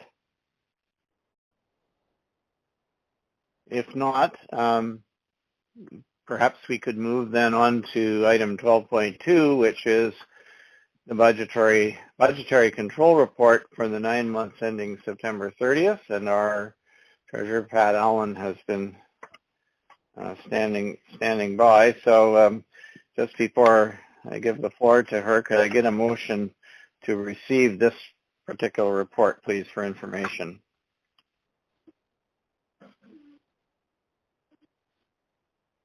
I'll make that motion. Councillor Gorham-Matthews, thank you. Seconded by? I'll second, Councillor Woods. And I'll assume that everybody will support that motion, since it's just for information. Pat, did you have any introductory comments you wanted to make? Leaving the meeting. Tyler Irwin. Thank you, Mr. Mayor. I think in the essence of time, what I just thought I could just go through my report quickly and sort of hit the highlights, if that's okay with you. Go ahead, please. Okay. So from a revenue perspective, and just stop me if you have any questions, we are, from a revenue perspective, we're low by 12%, but we still have quite a few things to come in. We have our MPAC supplemental taxes still to go through. And just to let you know, in my conversations with the MPAC last week, their reassessment is on hold. We were supposed to go through a reassessment for the next 4 years, but right now it was on hold. We have some COVID-related reductions in revenues due to closures for after-school programming. The question that Councillor Lamb just had on the license and the permits, we had an $84,000 budget. Our actuals right now are $66,992, so we're under about $17,000 for the year. We still have some revenue to receive from our OMPF fund. We did receive the Safe Restart program of $232,000. We have received the $112,000 for the FedNor library funding, which was not budgeted for. And I think that's about it for the revenue.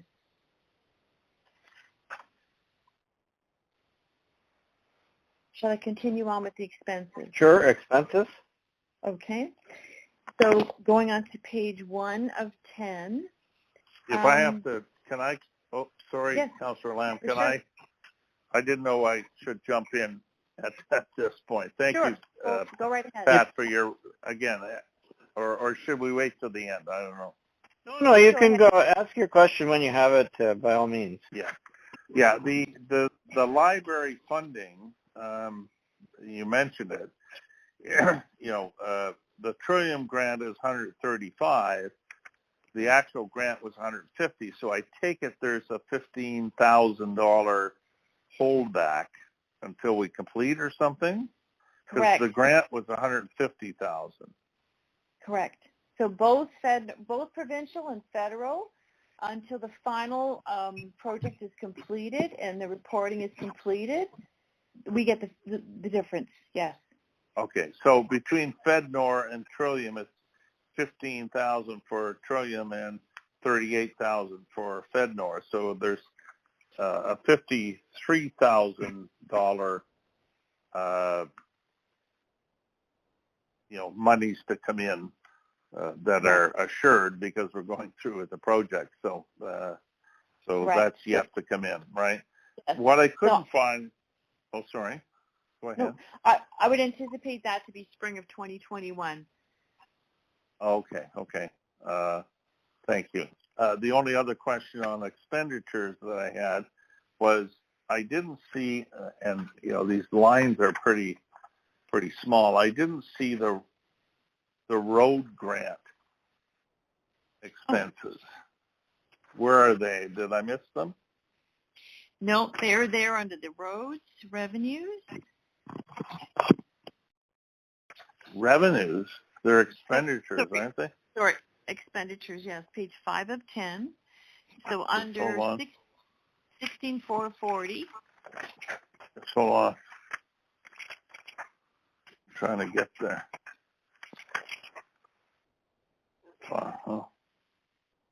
5 of 10, just to, yeah. Yep. So road grant, road grant, okay. So 81,310 is budgeted. So far, 78,318 has been spent.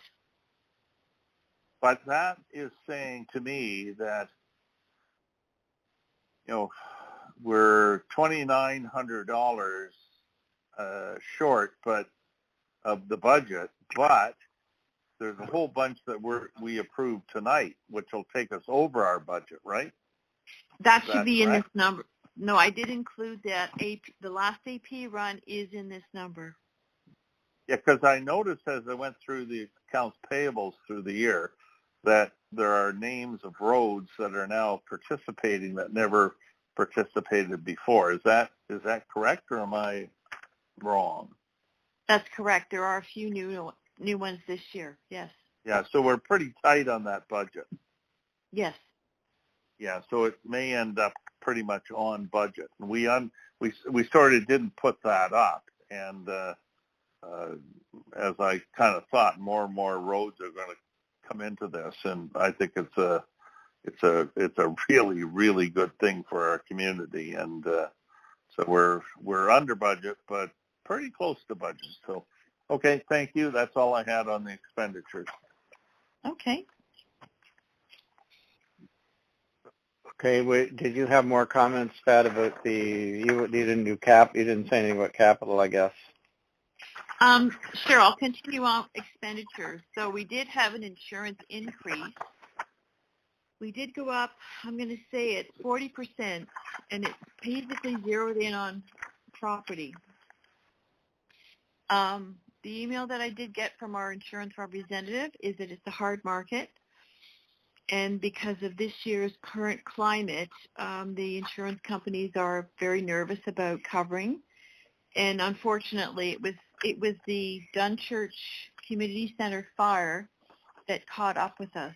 So our insurance property premium did go up.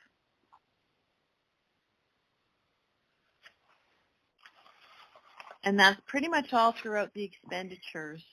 There is an increase there.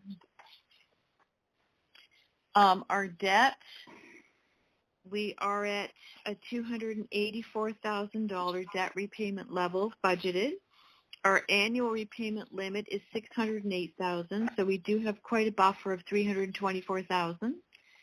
This year, our building of $120,000 will be paid off. So we do have a limit of $444,000 for debt.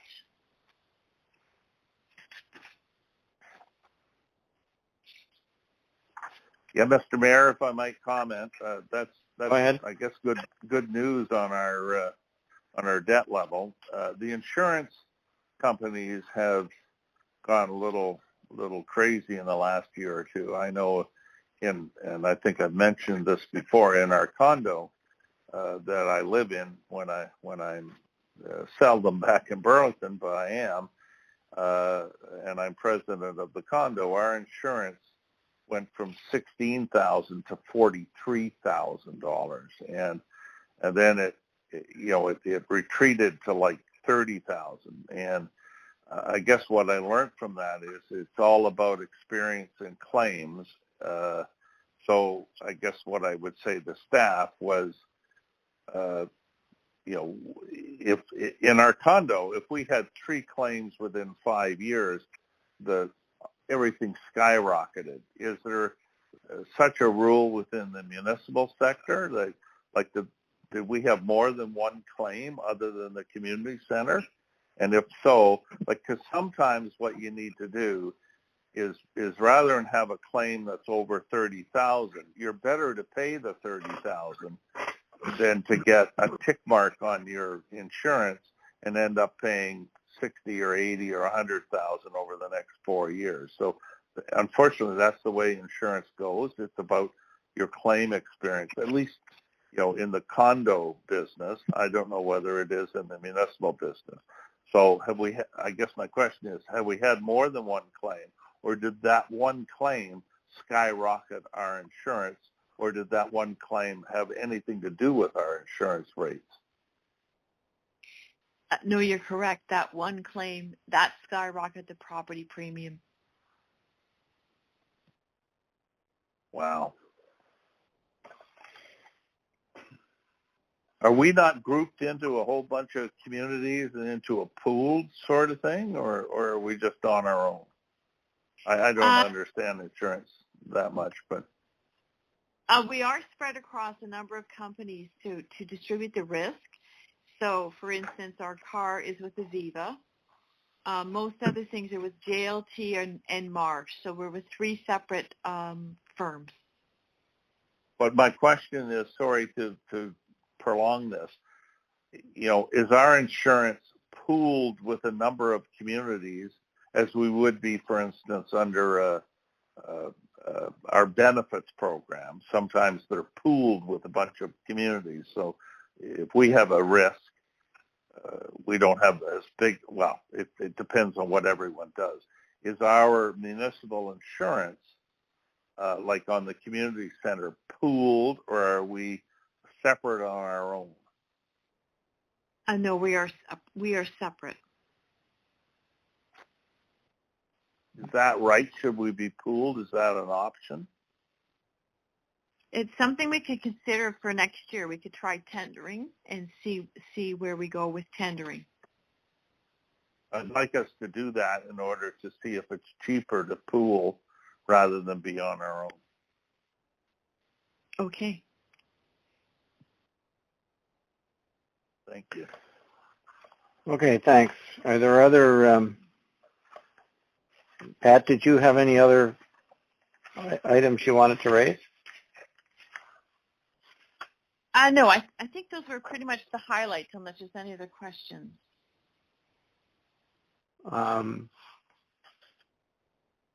Okay, are there any other questions?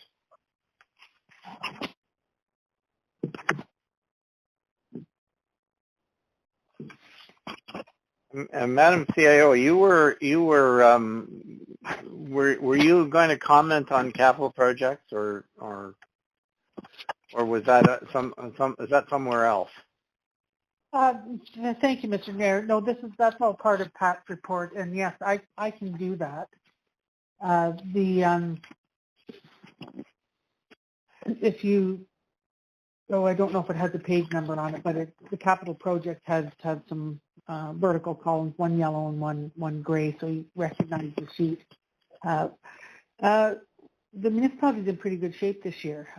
Most projects are either completed, underway, or about to be started. Some smaller ones are still yet to be done, some guide rail and some tree work along the sides of the roads. There are a couple that won't get done this year, and it's simply timing and staff that's got in the way. One is when it comes to facilities, the sunshade. Actually, on that one, we realized we didn't budget quite enough money, so that will be revisited next year. And the accessibility path, that just didn't get legs this year. But we have a plan for next year, which is an accessibility path that'll take folks over to the play equipment. The other one that's underway but off to a bit of a slow start is the electronic sign. And not only do we have money for an electronic sign for the community center, we're also going to include in that RFP the electronic sign for the library. So it's a project that our new public works manager is going to take on. We've got some specifications, and as it turns out, Mayor Comrie has some experience in these types of signs. So we're going to get together and do the RFP, and whether we're going to get that RFP done in time to get it installed this year, we're not quite sure yet. But either way, we'll carry the money to next year if that doesn't happen. But we're trying to make it a priority. Other than that, most of the projects are like I said, are ongoing, are complete, and most are on budget. So good news this year. And I don't know if Councillor Gorham Matthews wanted to talk about her Grange project. This was her project, and she did all the hard work. Or did you want to save that to Councillor Eidman? No, I can mention it now. I was just sent Michelle a text, CAO Andrea a text this afternoon to let her know that Signcraft called this afternoon to say that the panels are complete and they're planning to install them on the Grange tomorrow. So if you're passing through Dunchurch tomorrow afternoon, hopefully you'll get to see the new pictures on the side of the Grange. So we did end up with 5 pictures. MTO wouldn't let us have 6, so there should be 5 pictures there that you get to see tomorrow, and I'm excited to drive by it tomorrow afternoon myself. Okay, great. Thank you. So are there any other questions or comments about our financial report? Yeah, Councillor Lamb. Yeah, I look forward to looking at that on the Grange. I think that's great. When it came to the signs, we had our library board meeting today, and there were Madam CEO, someone will be getting to you, because other than knowing, the sign was in front of the library was going to be smaller than the sign in front of the community center, we weren't exactly sure what the logos and that kind of stuff were going to be on the library sign, and I guess the general feeling was it would be awful not to have a logo or something on it. Just have a sign that says come in Friday, it's Kids Day or whatever, right?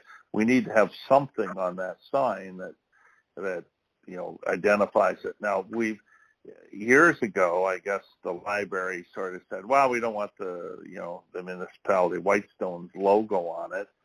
I don't know that the current board feels that way. I mean, the municipality gives lots of money to the library, and I see nothing wrong with having the municipality's logo on that, if that's what people decide.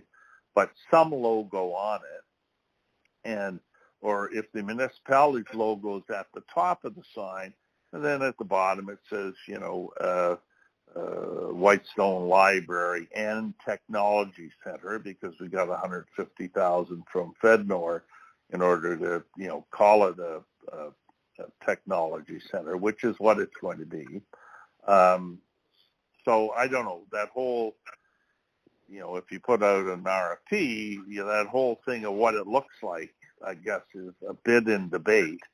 And on the board of the library, there was some discussion as to, when we voted for door number 1 or 2 or 3 or whatever they did, some people assumed it was going to look one way and others didn't. So there's a little bit of closure that needs to occur there as to what it looks like. But the library sign, at least, should not be just, there should be some sort of logo on it. And the logo at the library is somewhat outdated because it's just the Whitestone Public Library, WPL, with a whatever around it. And that logo is really out of date, and because the new sign should say Technology Center. So I leave that up to you to liaise with Peggy and Eva, who's going to take over, to kind of finalize the look of that.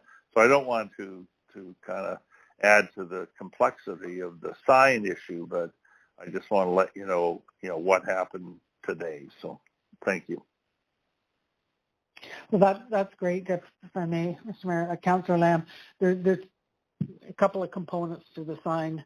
You know, obviously the height and the width, and you know, the overall design and what that looks like, and then there's the technical piece, the internal component. So we're a little ways from actually finalizing that RFP. So not to worry, we will connect with the library again before it goes out for RFP and make sure we've got all the things that you want on the sign, the right colors and that kind of thing. Thank you. Okay. Anything else about?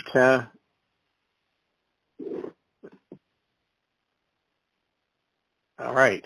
Can we move then on to business matters? Item 13.1. We have actually a couple of policies, draft policies here for consideration. The first one has to do with cash handling. Can I get a mover and seconder for the following, please? That the Council of the Municipality of Whitestone does hereby receive the draft cash handling policy for information, and that the Council of the Corporation of the Municipality of Whitestone hereby endorses the cash handling policy for implementation. Can I get a mover and seconder, please?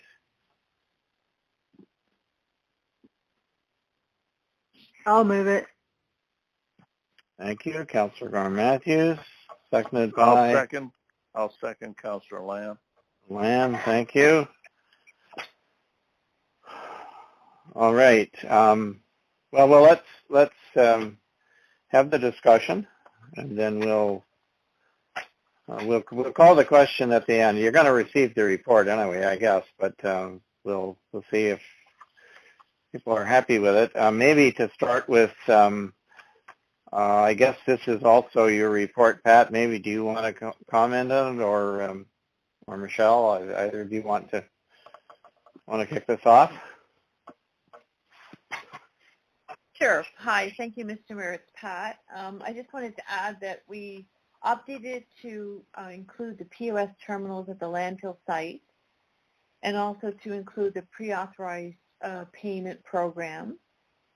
I will note page 3 of 5 at the very top, where it says agency boards, commissions, and committees. We do not have commissions, so we will take that out. And I think that's about it. It's a pretty high-level general cash handling policy, but I think we've tried to incorporate everything that's been new to the municipality.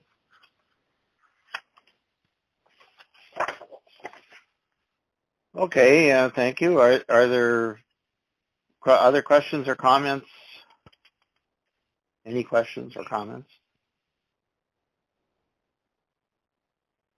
I'm assuming this policy did not exist in the past. Am I right? That's correct.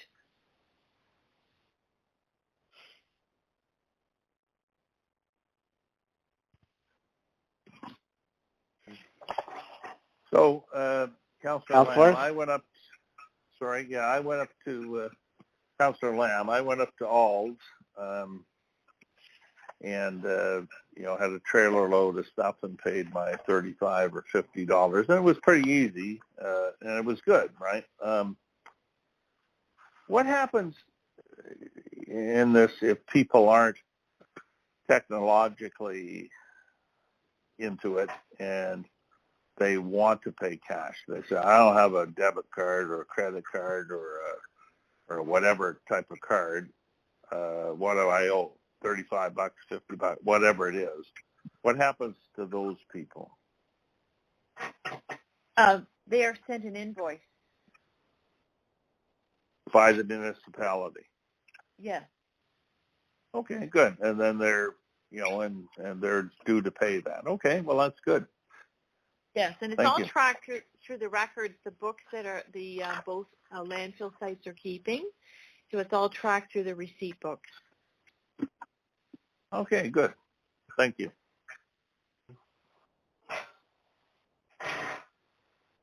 Other questions or comments?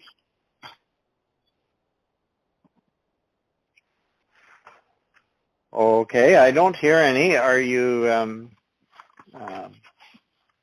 can I ask then if people are prepared to endorse this policy so we can put it in place? Is that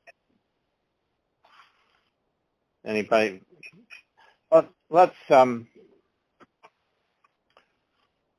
well, maybe I'll ask again, I'll ask our clerk to just call the roll and see if everybody's in agreement here.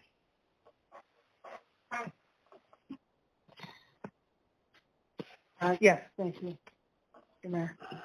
Just had to put a piece of wood on the fire. That's good.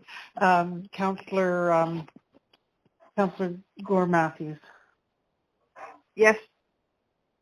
Councillor Lamb. Yes. Councillor McEwen. Yes. Councillor Woods. Yes. And Mayor Comrie.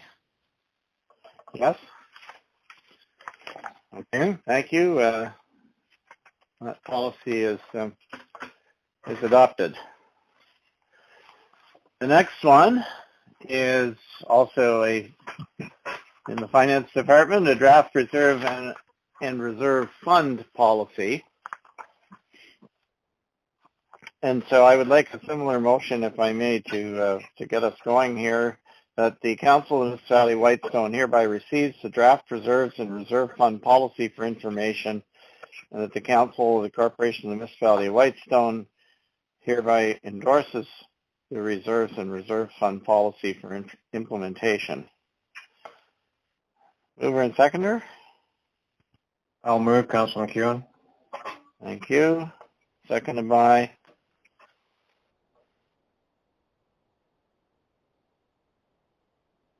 I'll second. Councillor Gore Matthews, thank you. And again, over to you, Pat. Pat.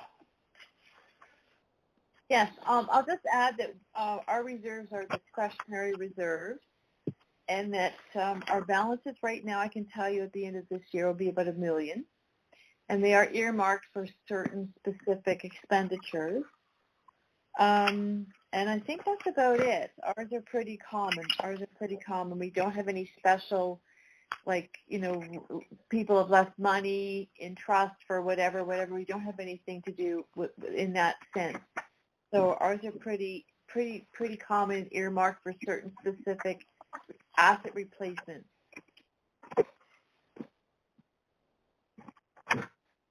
All right, thank you. Are there questions or comments on this policy? Mr. Mayor, Councillor McEwen. Go ahead, please.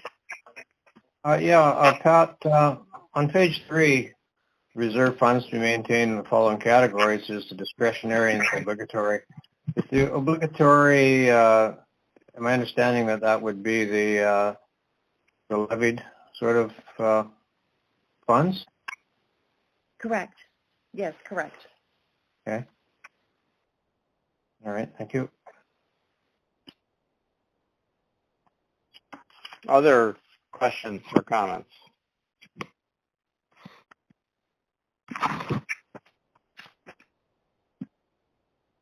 Yeah, Councillor Lamb. Right, go ahead. Oh, sorry. Yeah. So obviously in the next 6 months, and I don't want to get into it in detail, we're going to have to, subject to a big grant coming through from the provincial or federal government for a pool in Parry Sound, we're going to have some sort of decision to make in terms of an upfront, capital expenditure. And then the second part of that is going to be an ongoing operating cost contribution.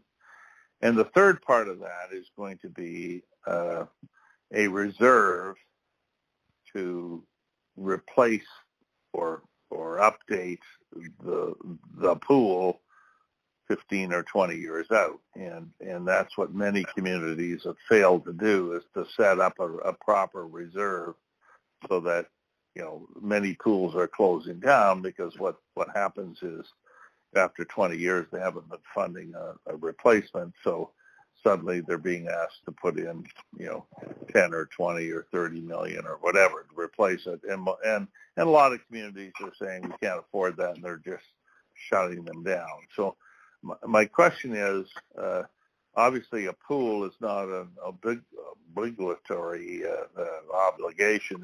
It's a discretionary one, right? What about the replacement of a pool? Would that go into our reserves, or would that become part of an ongoing yearly contribution to a pool, or how would we deal with that, I guess is my question. I guess depending on where we land in our responsibilities for funding this, we would probably have to make a yearly contribution, set up a separate reserve and do a yearly contribution, yes. Okay, thank you.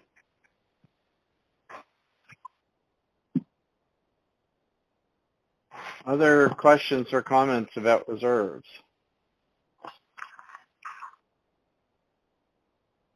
Mr. Mayor, just a question, since the question was raised to the subject of the pool. Are there current informations that will be coming forth to council in the say near future? Yeah, I think the short answer is yes. I'll ask our CAO if she has, having come from a meeting of this CAO committee that was dealing with this afternoon, she has probably the most up-to-date information. Thank you, Mr. Mayor. So today it's what we call the steering committee, which is the CAO group, met, and we were trying to finalize a lot of moving parts, and that's in preparation for what I call the mayor's committee meeting, which is on Thursday. Now, it's not all mayors, but for the most part, mayors, but other designated members of council. So we're looking at confirming the site selection, confirming the funding formula, confirming the governance model, looking at the options that the Citizens Advisory Committee came up with. They looked at a number of amenities that weren't originally in the original application to ICIP, and we've looked at the cost estimates and refined those. So all of this information will be presented on Thursday, and Mayor Comrie himself will be at that meeting, I understand, and he'll get the information on, I think, by end of day tomorrow at the latest. And once that meeting is held, there'll be an opportunity for both Mayor Comrie and I to talk to council about where the pool sits. And we don't have confirmation of our funding, but we're certainly hopeful. And there'll also be a group of people that will collectively come to each and every council, and that'll include the committee of the chair of the committee, which is Donald Sanderson, the architect, the engineer, and probably the Tom Lundy, who's the chair of the Citizens Advisory Committee. And between those folks and Mayor Comrie and I, we'll be able to give council a very robust story of where we stand with the pool project at this point. And then if the funding does come through and each and every council is agreeable, then we're able to move forward. And Whitestone is no different than a number of other municipalities where there hasn't been a clear council direction to move forward with the pool. So that opportunity is still there. Okay, thank you. Does that is that a sufficient answer for? Thank you, Mr. Mayor. I'm curious because there are several comments floating around about different possibilities, pro and con, when I talk to other municipality councilors and such. So I wondered if COVID and the present situation was deflecting things. So anyway, I appreciate the comments from Madam CAO. Thank you. Yeah, I would just add that I think it's in it is a little bit unfortunate that we did have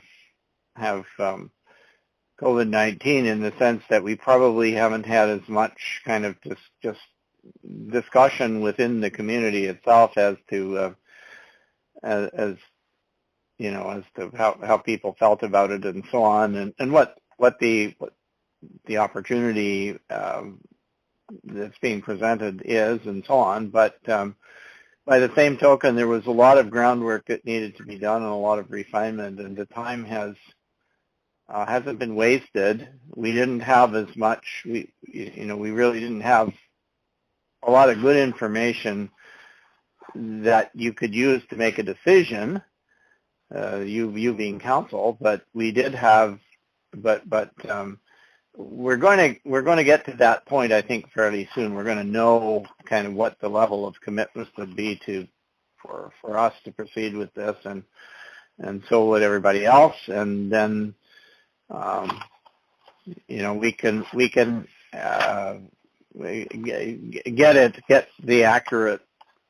the most accurate information we have available, get it out into people's hands, and hopefully we can have some discussion about it while we wait for confirmation that there is federal funding available. And I'm extremely optimistic about that. I think I said that before. It's I think it will be available. But anyway, that's where we're at, and hopefully things will be moving along in the near future, and we'll have more to talk about. So thanks for your question. Anything else about we're talking about the reserve policy? If not, I will ask the clerk to call the roll on this one, please, and I will, Mr. Mayor. We can approve it. All right, Councillor Gorham-Matthews? Yes. Councillor Lamb? Yes. Councillor McEwen? Yes.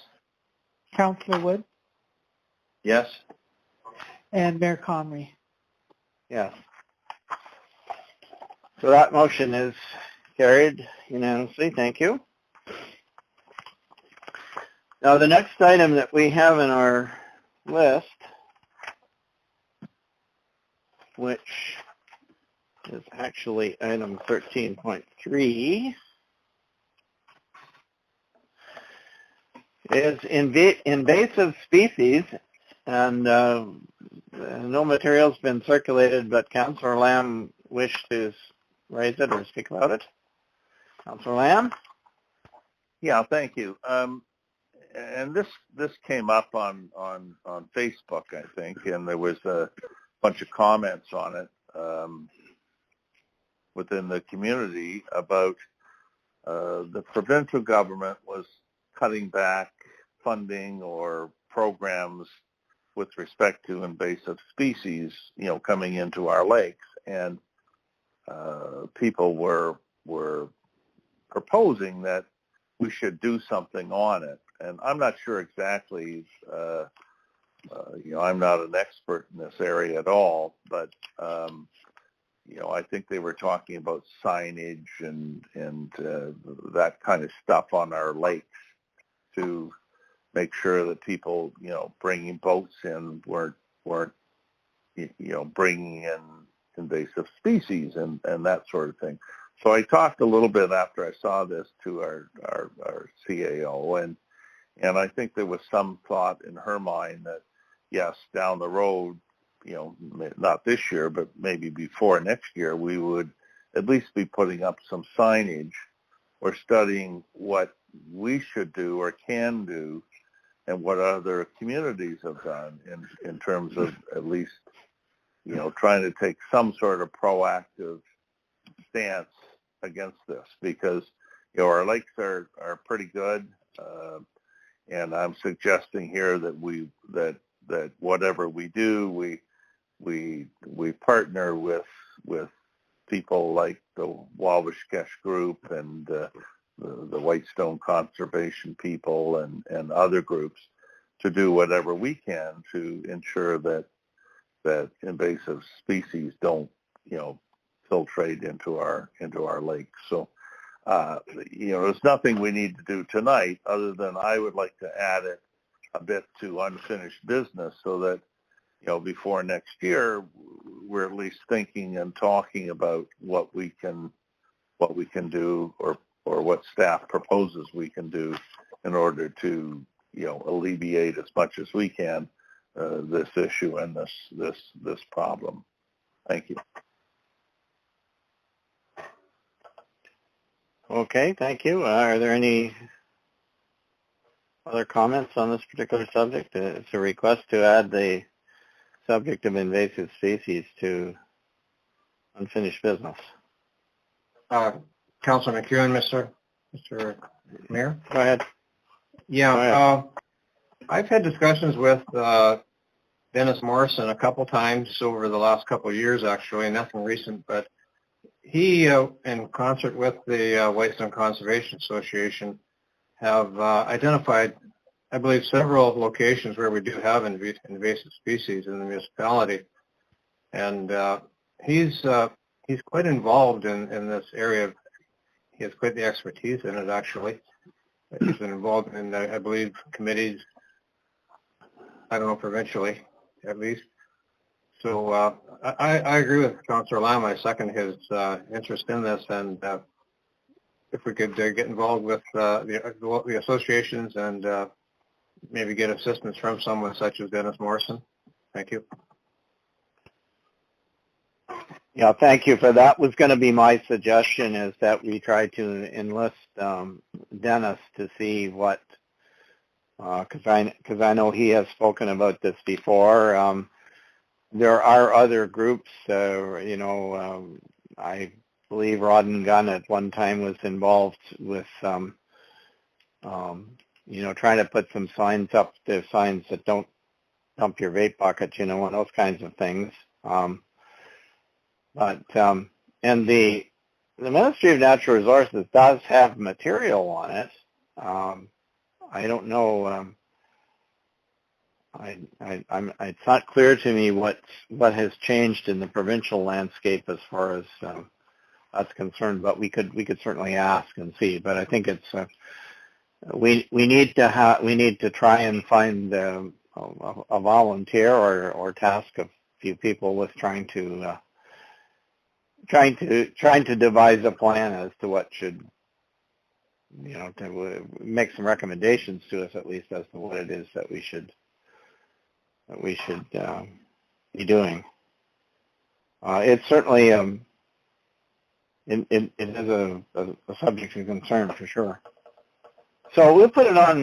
We'll add it to unfinished business, and we'll see if we can get some action going. How does that sound? Good to me. Oh, okay. Mr. Mayor, one additional comment. Would this fit with the Whitestone Agricultural Committee to look at possible direction on this? I guess I'm asking Councillor Gorham. Yeah.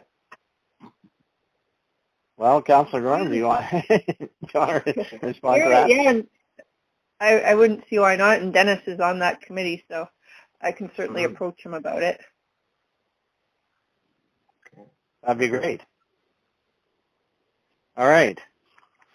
The next item, 13.4, refers to a recent development with respect to a development officer, an economic development officer. And I'm going to ask our CAO to give the background on this, and then I will. And it's not clear to me. There is no report. Am I right, Madam CAO? There's no report in the. That's correct, Mr. Mayor. And I didn't do a report because, if I may, go ahead. because, Go ahead. Yeah, you go ahead, please. Yep, we have talked about the CINO project and the economic development, regional economic development officer numerous times. And what has happened since Glenn Barnden left is in parallel, we applied for a FedNor funding.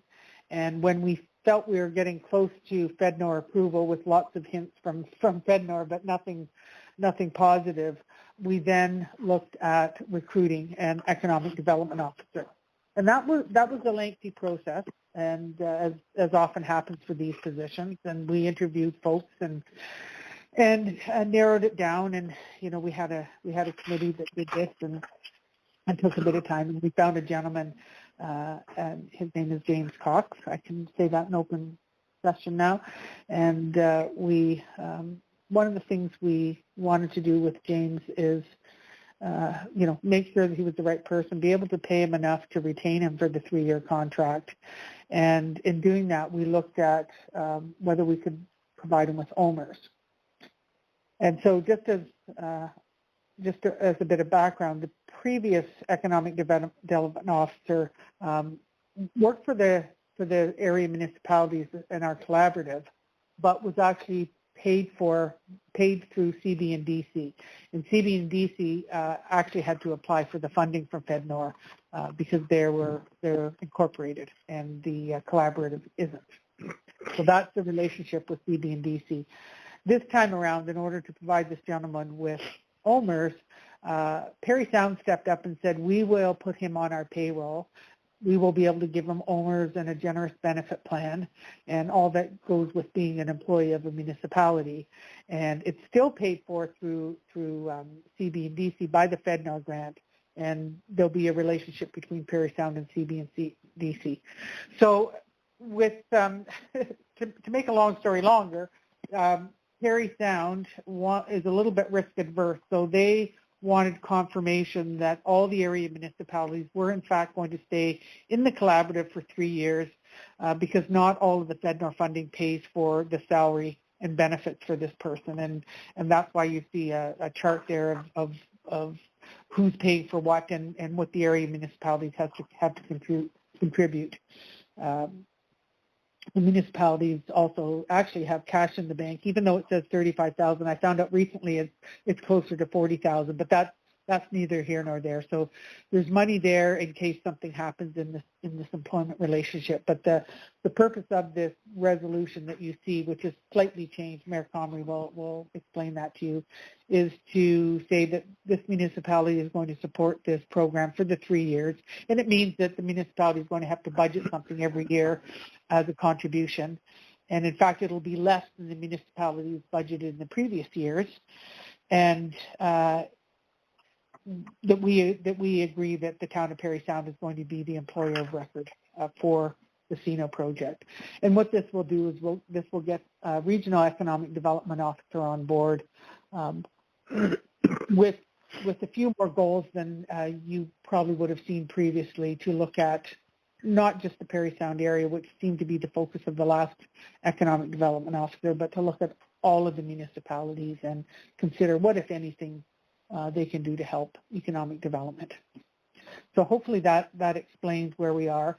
All of the other municipalities have signed up from from various council meetings, or some municipalities didn't feel they needed to go to council. They made the commitment simply because it was a budget item that the council had previously endorsed. So Parry Sound or Whitestone is the last one to endorse this if council is agreeable.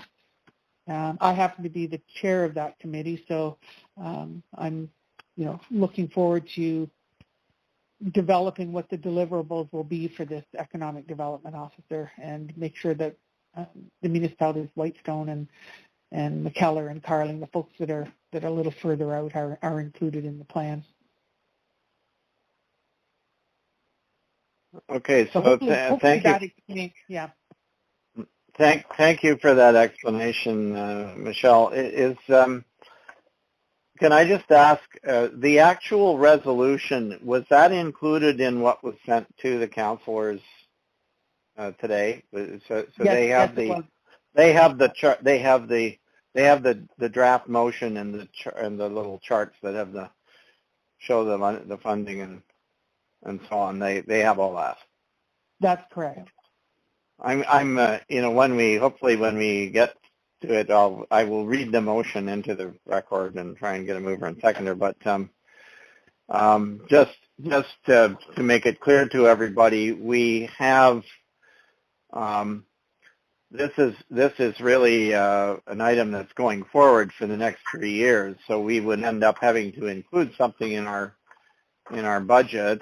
So in a sense, we're moving the discussion forward a little bit. I would what would otherwise perhaps be a budget discussion, but needs to be done at this point in order to complete the hiring. So we have we do have and we have had for the last since 2016. Oh, I think it's 2016. Pat can confirm, but we have had in the money in the budget to participate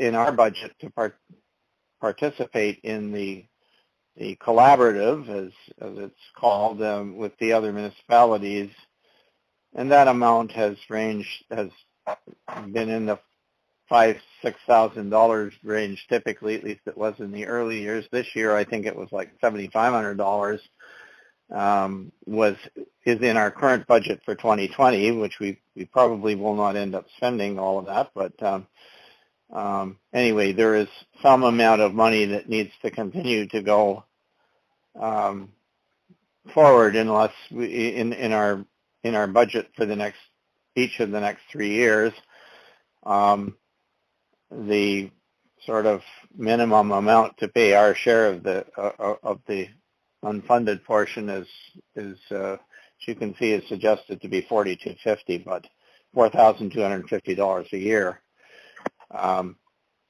which is essentially a third of what you see in the table there for the projected costs. But it might end up being a little bit more than that. But anyway, so this is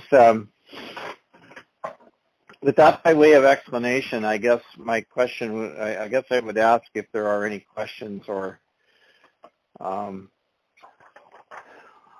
well, let's do it properly. Can I get a mover and seconder for the motion which is there? And I apologize for the lengthy reading of it to you, but I think we should probably put it into the record.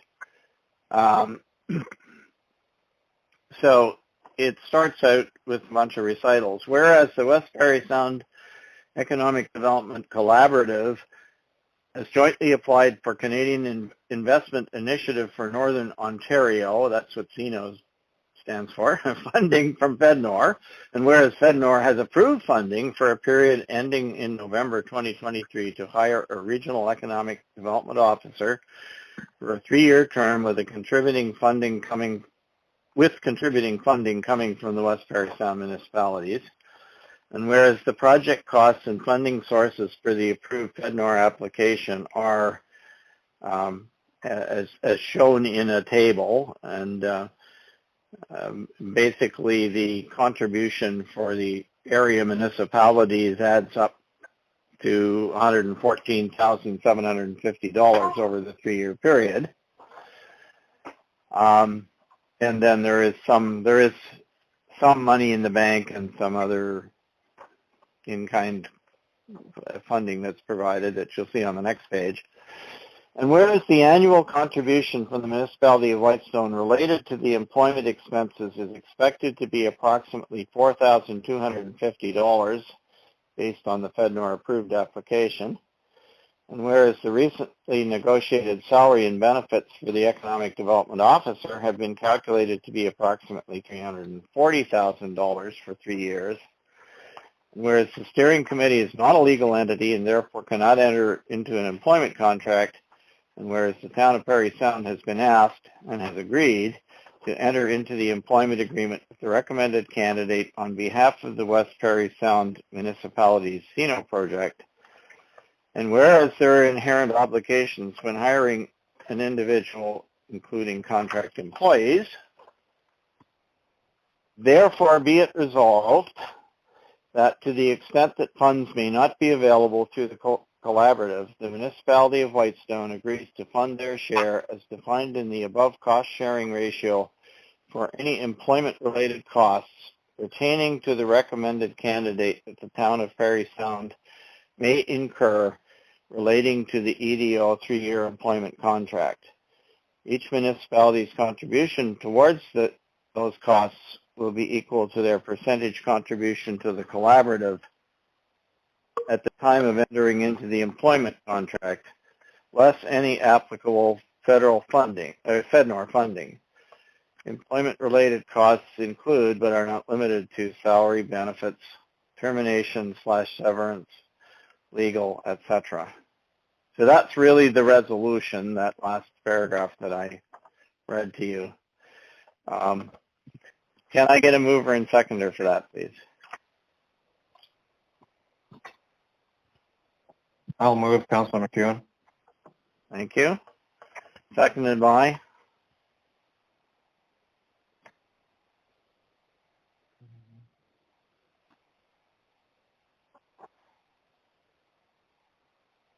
I'll second. Can I get a Councilor Gorham Matthews? Thank you. Okay, discussion, questions. Councilor McEwen, since I Leaving moved. the meeting. Bob. Okay, Are we back? Sounds like somebody left, but Councilor McEwen, you have the floor, I believe. Yeah, Mr. Mayor, the 4250, I believe that's the apportionment of the total before the salaries and benefits, if I understand this, and that's 35,000. Again, apportionment would kick in. So the 4250 would probably become like $500 or $7,000 as a total for Whitestone. Is that kind of close, or approximate numbers? Can you respond, Madam CAO? Yeah. So there's two components of the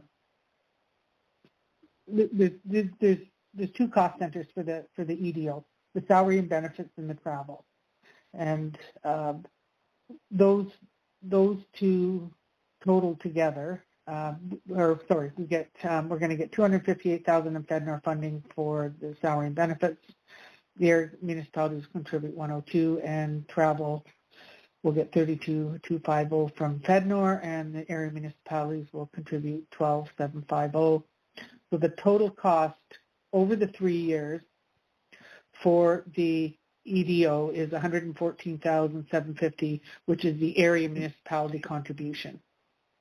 So that's divided by 9. 7 municipalities, 2 municipalities pay 2 shares, the rest of us pay 1.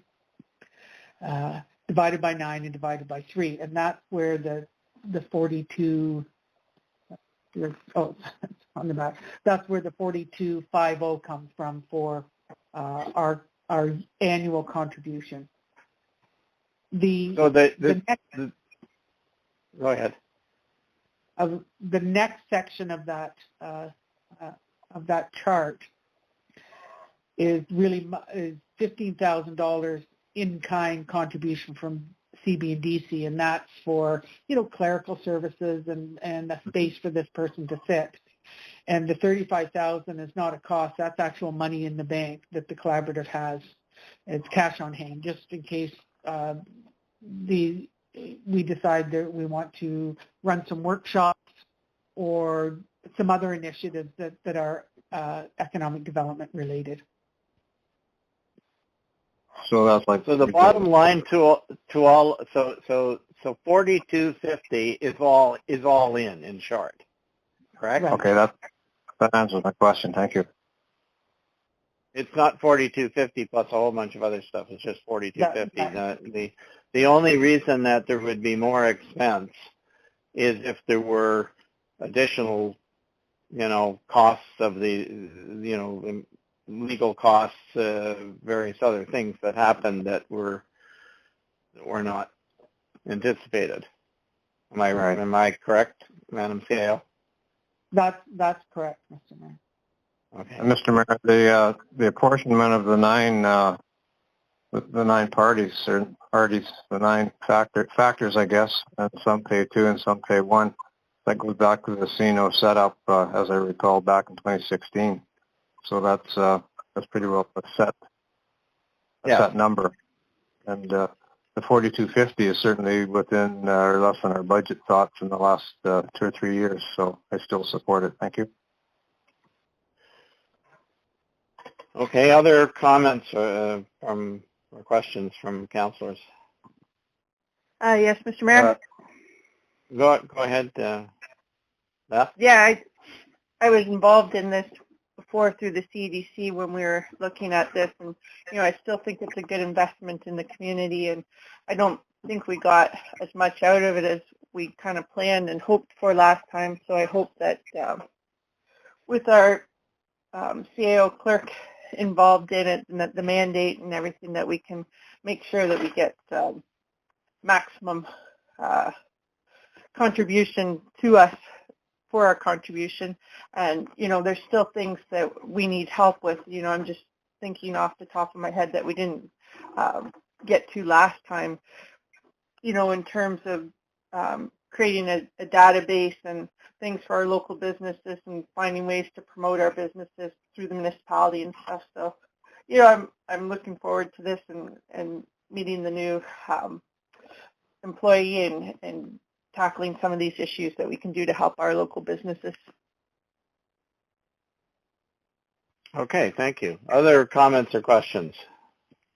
Yeah, Councillor Lamb, I know I'm probably, fighting a losing battle here, but I need to say my piece as democracy would have me say. I've fought for many, many years on council that Whitestone should pay their fair share, and I believe that. And certainly in terms of economic development, we should pay our fair share. And it would be, I would love to have council have a debate as to what that fair share is. But if you look at any metric, whether it be population, assessment, distance from Parry Sound, if you look at any metric, that comes out to around 6%. And when you look at the pool, it's about 6%. And if you look at the Chamber of Commerce, it's about 6%. And God bless him, Mayor Armstrong got it in the Chamber of Commerce, that's the true amount that our citizens should be paying for this, okay? So we can ignore it and pay 6% of $3,500 is probably closer to $2,000 versus $4,200. Now, does the difference of $2,000 or $2,200, does it, is that a mountain to die on? No. But at some point, we need to make a stake in the ground, or to say, this is what we're prepared to pay. Not your formula, whatever the heck your formula is, right? I don't know what, the formula of this committee is to make us say we need to pay $4,200. I will not pay $4,200 if the proper number is 6%, which is more like $2,000, right? And I know you can say, oh, it's only $2,000. It's a principle in my mind as to what we should be paying towards things in Parry Sound, economic development, pools, whatever else, right, comes up. And if we ramp it back and say, well, that's, not as important, we've got 1 or 2 people in the Chamber of Commerce. 1 or 2 businesses in our community belong to the Chamber of Commerce. And you know what? Our contribution in this, so I guess I have 2 questions. I'm not going to vote for it based on what it is, but I have 2 questions of our CAO. Who are the 9 communities? Who are the extra 2 to the 7 municipalities that are in there? I guess my main question. And secondly, what was the formula that come up to say it was $4,200? versus my formula, which would say 6% is 2,100. So I'd like those two questions answered, please. Thank you. Thank you through you, Mr. Mayor. Go ahead. The 7 West Parry Sound municipalities are involved in this project. Parry Sound pays 2 shares and Seguin pays 2 shares, and the other 5 municipalities pay 1 share. So I don't have an answer for you as to how this formula was developed. I understand it as history back to READ Act times, and I don't think it occurred to us that that we needed to revisit it. It seemed to be suitable 3 years ago when the area municipalities had the previous contract, and so we just carried that particular formula forward. It's a simple formula for a small contribution, and I don't disagree. The pool formula is 6.1% for Whitestone. McKellar is 9.3. In that case, Archipelago is 11, and so on and so forth. It goes up the closer you get into Parry Sound, and that's based on distance. That's a bit of a different formula for the pool. So I don't have the history of why that formula is the way it is, but it is Parry Sound and Seguin that pay the extra share, which makes it the 9 shares. Thank you. That makes me understand the 9. I thought we were getting into the Indigenous community or something. So, no, okay, no. Thank you. Okay, that explains it to me. I still stand by what I say. We should pay our fair share, which is 6%, which is $2,000, not $4,200. I know I'm probably fighting a losing battle, but that's how I stand on it. I don't think we should pay, more than that, and that's what we're doing in this case. So it's only $2,000, but it's a stake in the ground. So, but anyway, I'll vote against it, and I'm probably going to lose, but that's okay. Thank you. Okay. Other. Yeah, I guess Councillor Wood. Okay. Did you have a comment, or Is Mr. Wood speaking? go ahead? Councilor McEwen? Okay. Do you want to speak, Councillor McEwen? Go ahead. If you, I didn't hear Councillor Woods. I don't want to cut off Councilor Woods. Yeah, if our present budget was $7,500, 2016 through 2019, I see our EDO, this EDO, having worked a little bit with Glenn Barston and filled in for Whitestone when Tammy left for part of a year before Michelle came along. I gained a lot of respect for these folks. The EDO is, he promotes business and employment throughout the whole West Parry Sound, including Whitestone. And as a matter of where our people work, Whitestone, working residents, in my opinion, work in Parry Sound District, mostly outside of Whitestone. So making a contribution of this minimal amount, I consider a token amount from Whitestone. And also considering we don't spend money in any kind of development and economic development or economic period in Whitestone to speak of. So this to me is a real opportunity to at least be seen and heard and to be known we're up here. And if employment does happen, wherever it might be, down at the airport, up in the industrial park and around Parry Sound proper, Burkes Falls even, for that way, or Lord only knows, we might gain more employment in Whitestone someday. But anyway, I strongly stand by this. And to use a formula for an amount of $4,000 or $5,000, $6,000 in this kind of venture, I think is foolish. Thank you.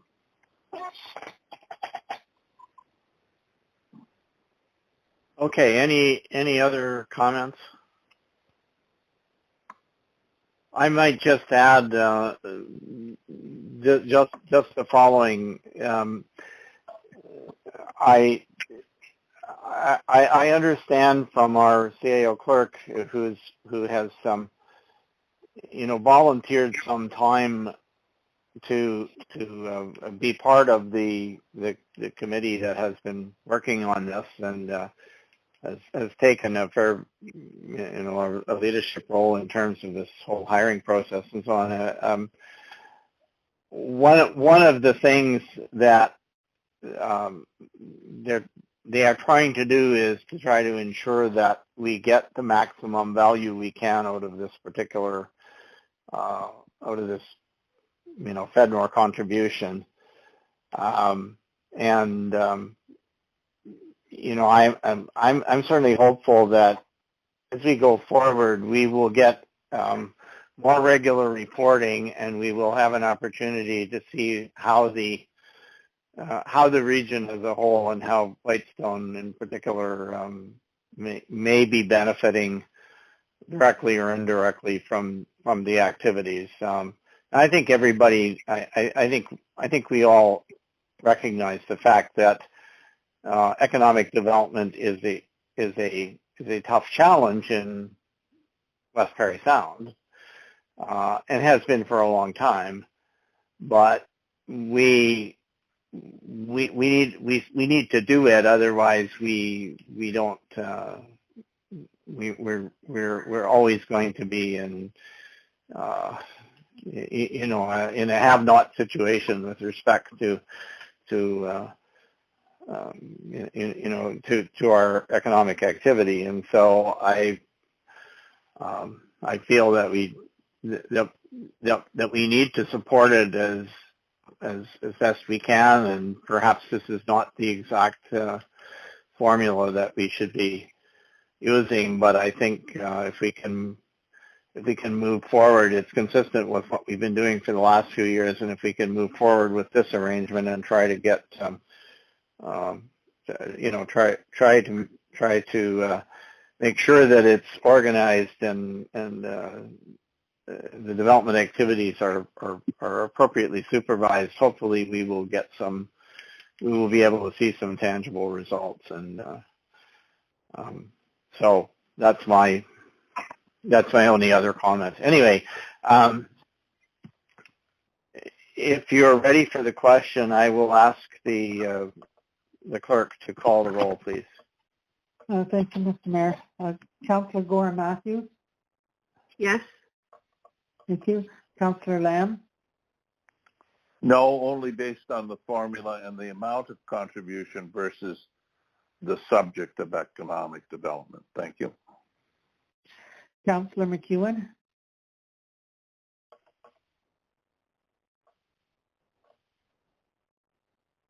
You still there, Councillor McEwen? Sorry, I was muted. Yes, thank you. Thank you. Councillor Woods? Yes. Thank you. Mayor Comrie? Yes, I'm in favor. Thank you, Mr. Mayor. Thank you. The motion is carried.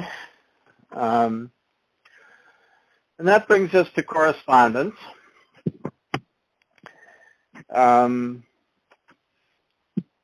Can I get a mover and seconder, please? For this motion, whereas the Council of the Municipality of Whitestone has reviewed the correspondence items listed on page 4 of the October 19th, 2020 Council agenda.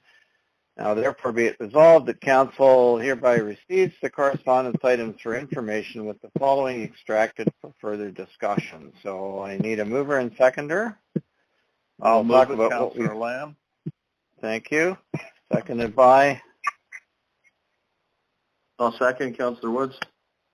Councillor Woods, thank you very much. Now, which of these particular items would you like to pull out?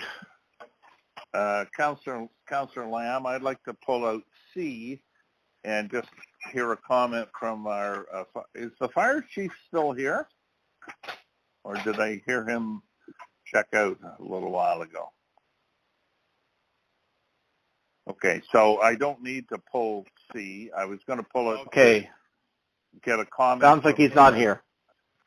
Yeah, well, I wanted C to be extracted so that I could get a comment from him as to how this affects our fire department, if it does or not. So, but if he's not here, that's hard to get. So maybe I want to pull it just to have him comment on this, come back or at the next meeting or something. But C needs to be clarified. It's a big, long letter that I didn't really get how it affects us. But having said that, the only other two I'd like extracted, and they have to deal really with the same subject of is I and J, which is the Nesbitt Trail, or all the ATVs and that kind of stuff. So those are the three I'd like to at least have some discussion. Thank you. Okay. Well, I will list item C just for just so that we have it on the record, and we may not get the answer tonight, but we know what it is you want anyway. And so that's a letter from the fire marshal. I and J, were there other ones? Any other ones you wish to? Yes, Mr. Mayor. Could we add D to the list?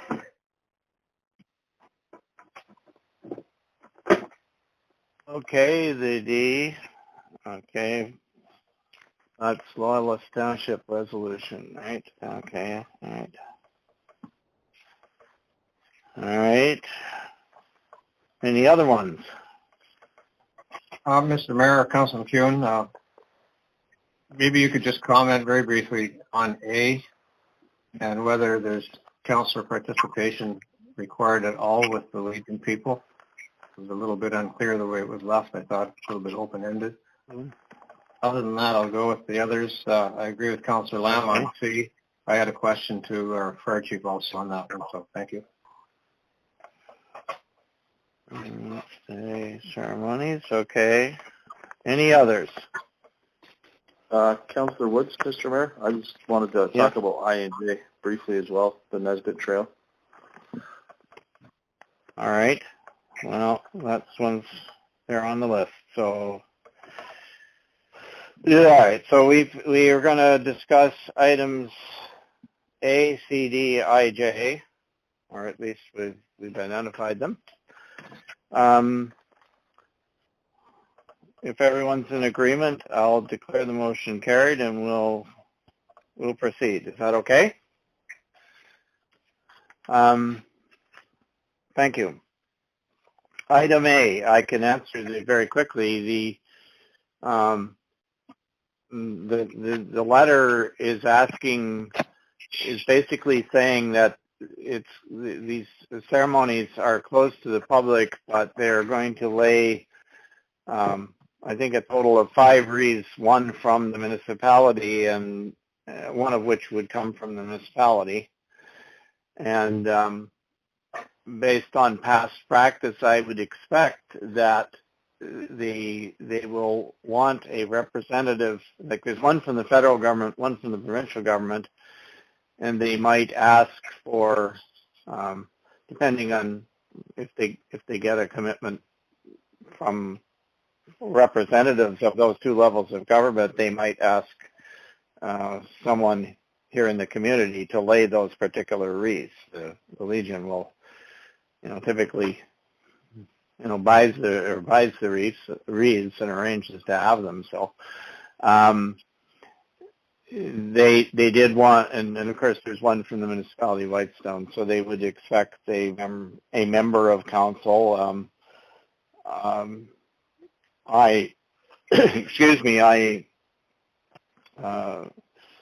Who expects to be here and to be able to participate, but I'm happy if there are other councillors who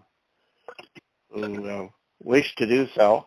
It's not, I think we should definitely have someone from council come and do it.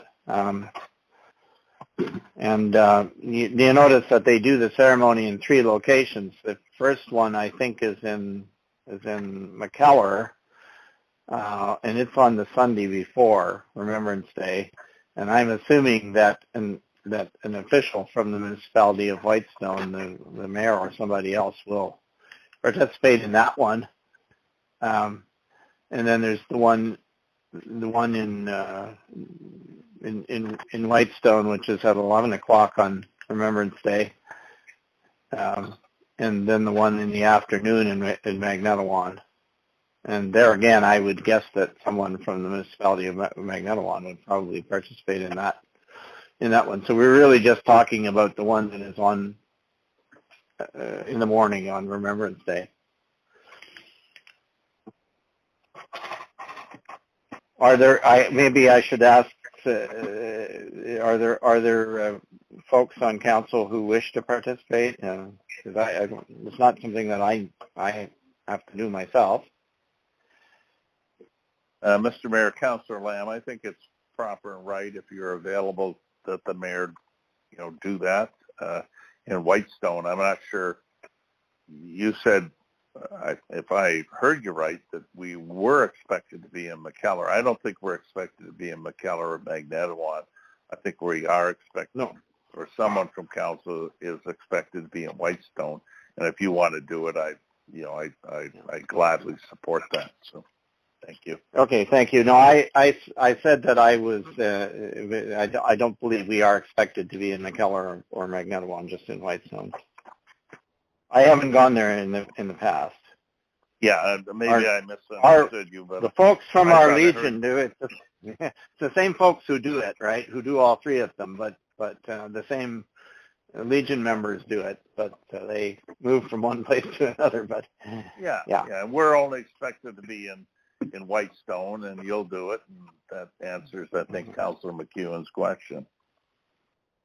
All right. Well, thank you, and Mr. Mayor, if I can assist as backup, keep me in mind. I'd be happy to. Okay. Thank you. Thank you, Councillor McEwen. I'll make a note of it. Mayor. Councillor McEwen. Okay, so that takes us to item C, and since our fire chief is off the call right now, I think we will defer that one. But I will let him know that you were asking about this, and perhaps we can get some comments maybe at our next meeting or whatever. We'll carry it over.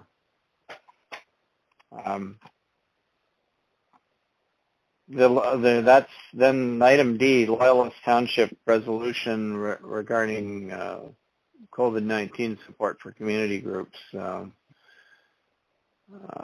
wanted to comment on that, Beth?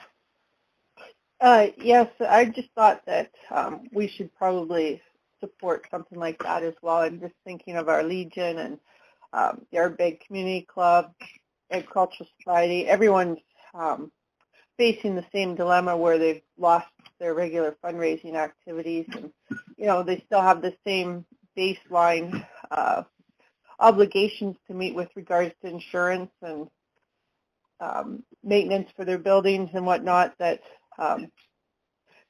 they had before, and they've lost their funding for this year. And I know there's a lot of different legions and stuff I've read in the paper. They're struggling financially and might not make it through this. So I think anything that we can do to support avenues of funding and resources for these groups to help them get through the pandemic as well, we should be supporting.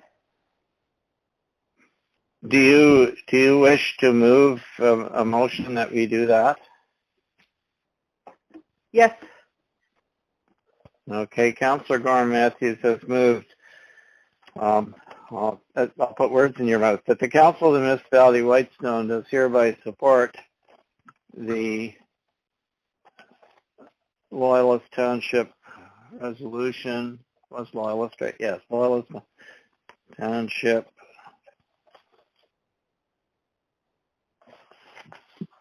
resolution.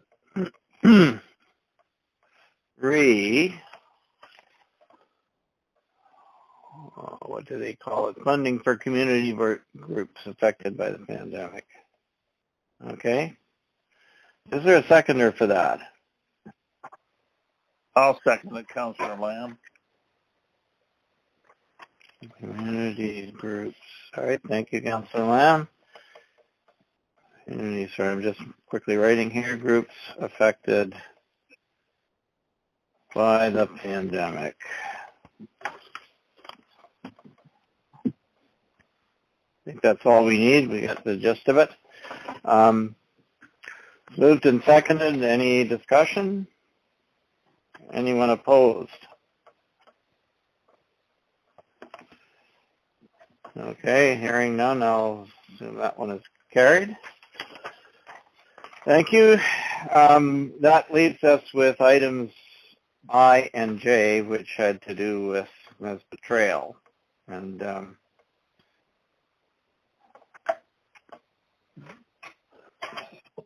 I guess you have, well, I'll open it up for comment.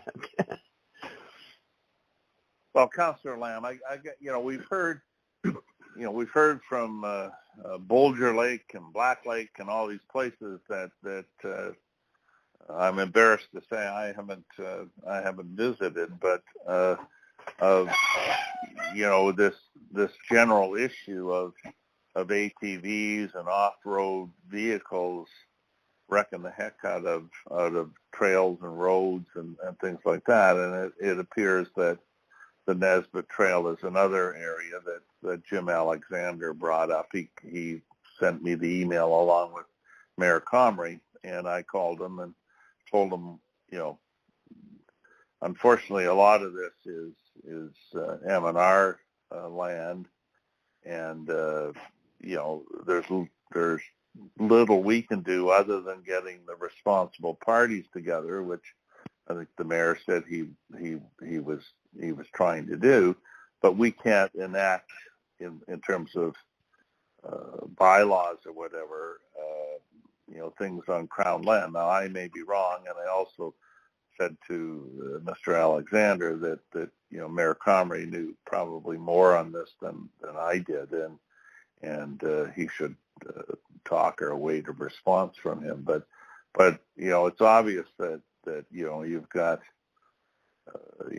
ATVs, and then you have snowmobiles, and then you have hikers and snowshoers and cross-country skiers and whatever, all sharing trails and roads and whatever.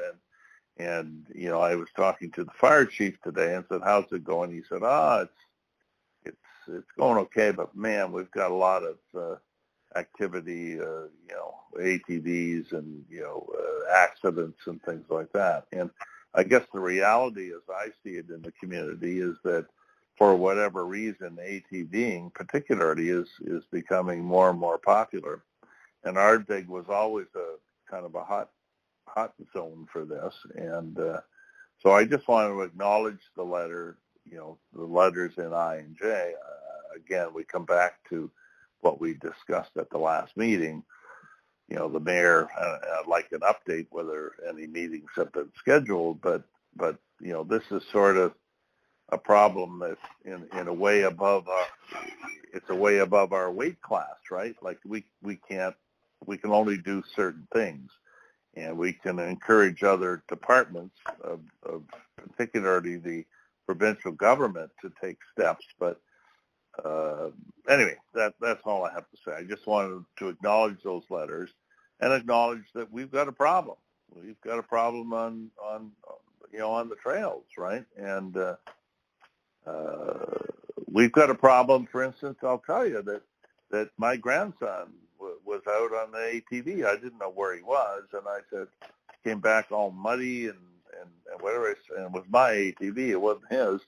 And I said, well, where you been? Well, I found out he went down Farley's Road and onto the snowmobile trail there were 5 of them, but he wasn't the only one on it. He says, Grandpa, there's tons of people been running up that trail, right? And I don't know whether that's legal or not, but that's what's happening in our community. And I guess I want to on behalf of the people that try to do less aggressive chomping up of the trails, to speak on their behalf. So I don't know what the answer is, but that's all I wanted to say. Thank you. Okay, thank you. Councillor Woods, you wanted to comment, I think. Yeah, I just almost reiterate what Councillor Lamb has to say. I know this is an ever-increasing problem, and it's not just on our any of our trails, like our walking trails, or out towards Black Lake. We're having this problem through a lot of private property as well. I would be happy, almost ecstatic, to get involved in that conversation with you, Mr. Mayor, and whoever we have to push or persuade to try and rectify these situations a little bit. I mean, I'm all for crown land use, but what we're seeing here is crown land abuse, and they're destroying a lot of the hard work that, you know, people have put in for the walking trails, for instance, or, you know, just destroying our natural environment. Cutting through these trails with machines. Like, I mean, to me, I see walking trail. I wouldn't dream of driving my four-wheeler down the thing. I mean, I know I could, but I wouldn't because it says walking trail. So I'd be a little bit more respectful for people that way.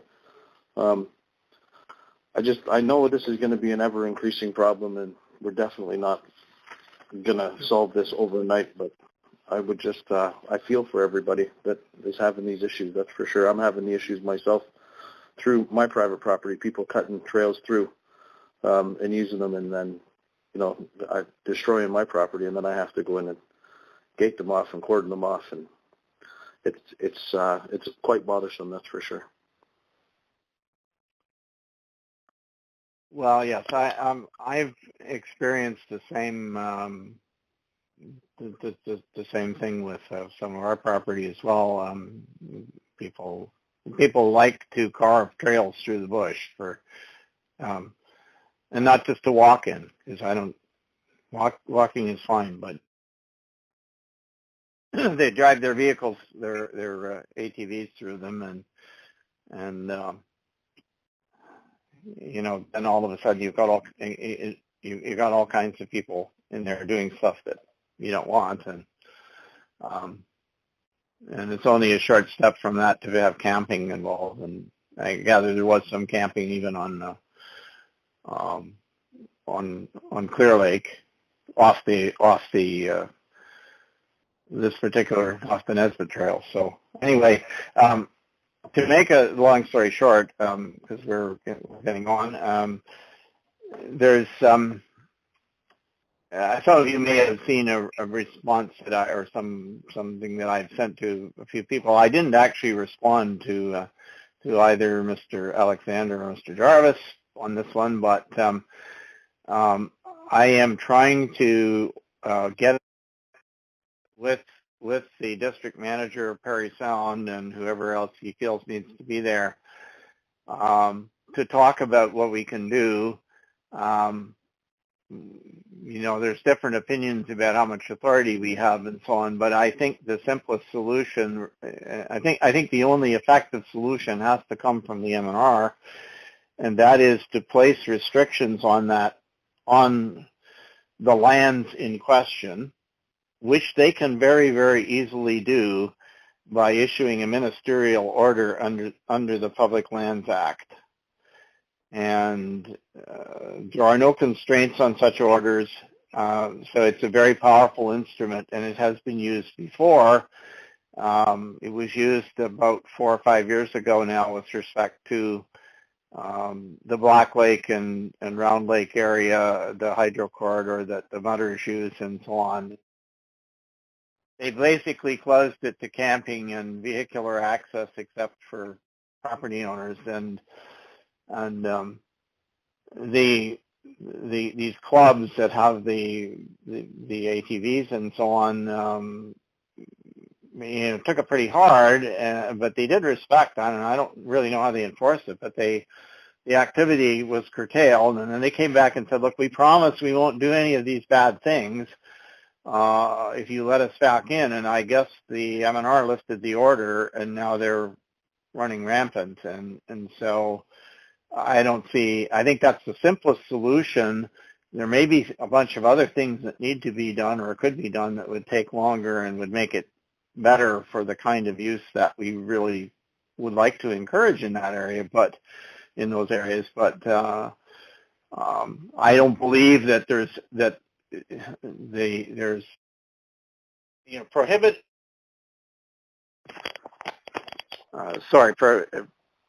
prohibiting ATVs from Nesbitt Trail is not a big deal, and I mean, I know there's some people who would not be happy about it, but I think if you're going to have an ATV trail, you actually need to do more work on it.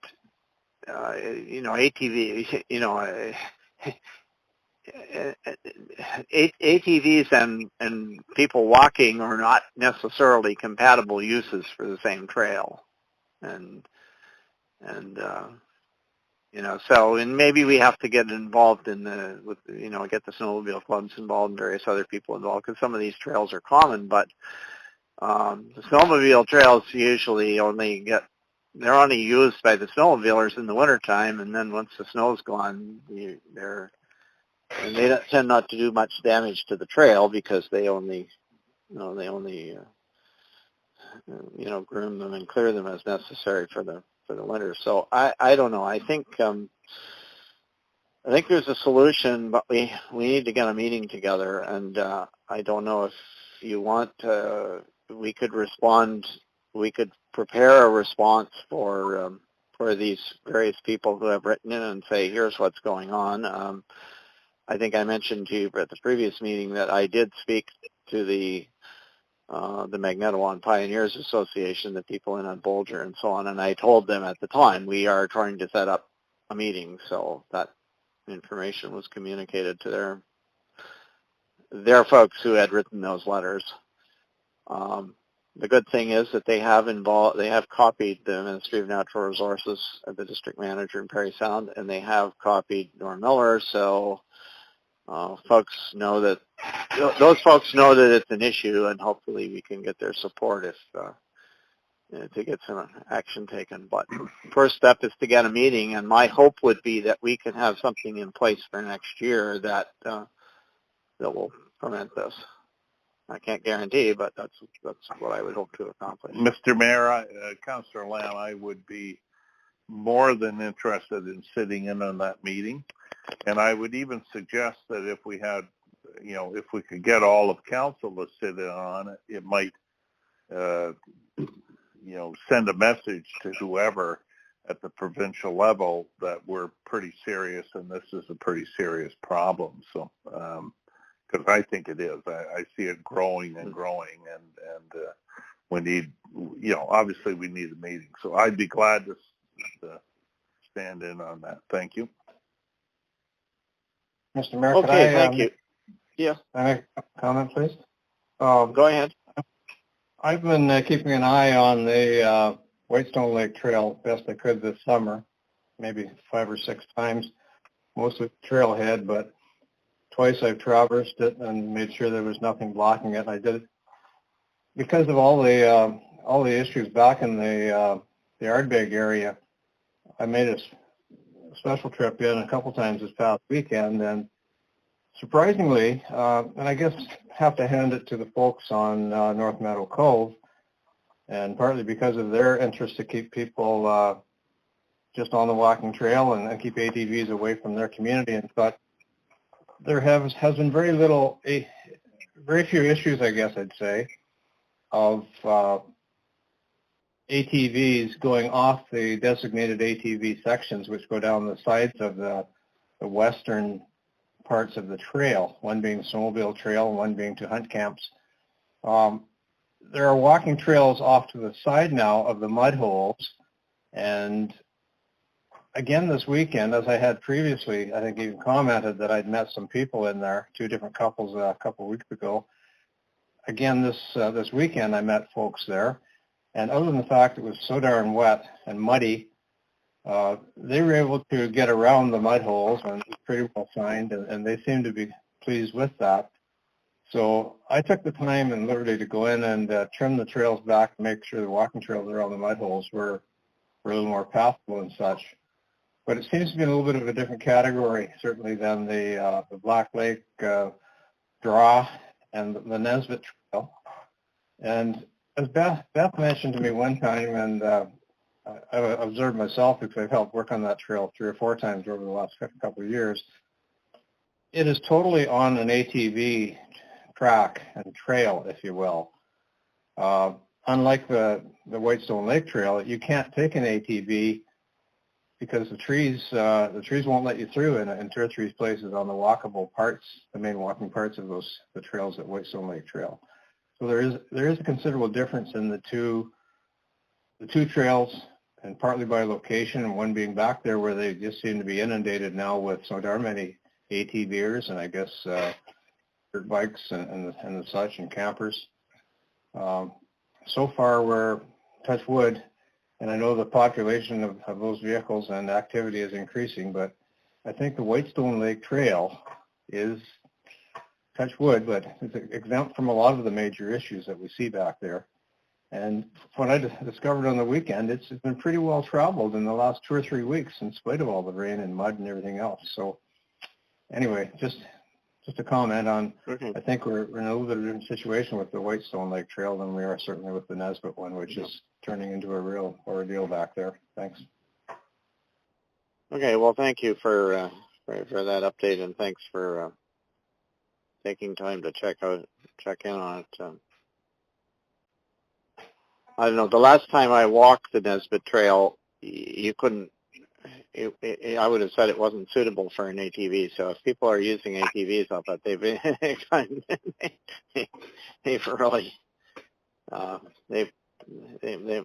they must be whacking it up pretty good. But anyway, I don't know. Anyway, it's are there any?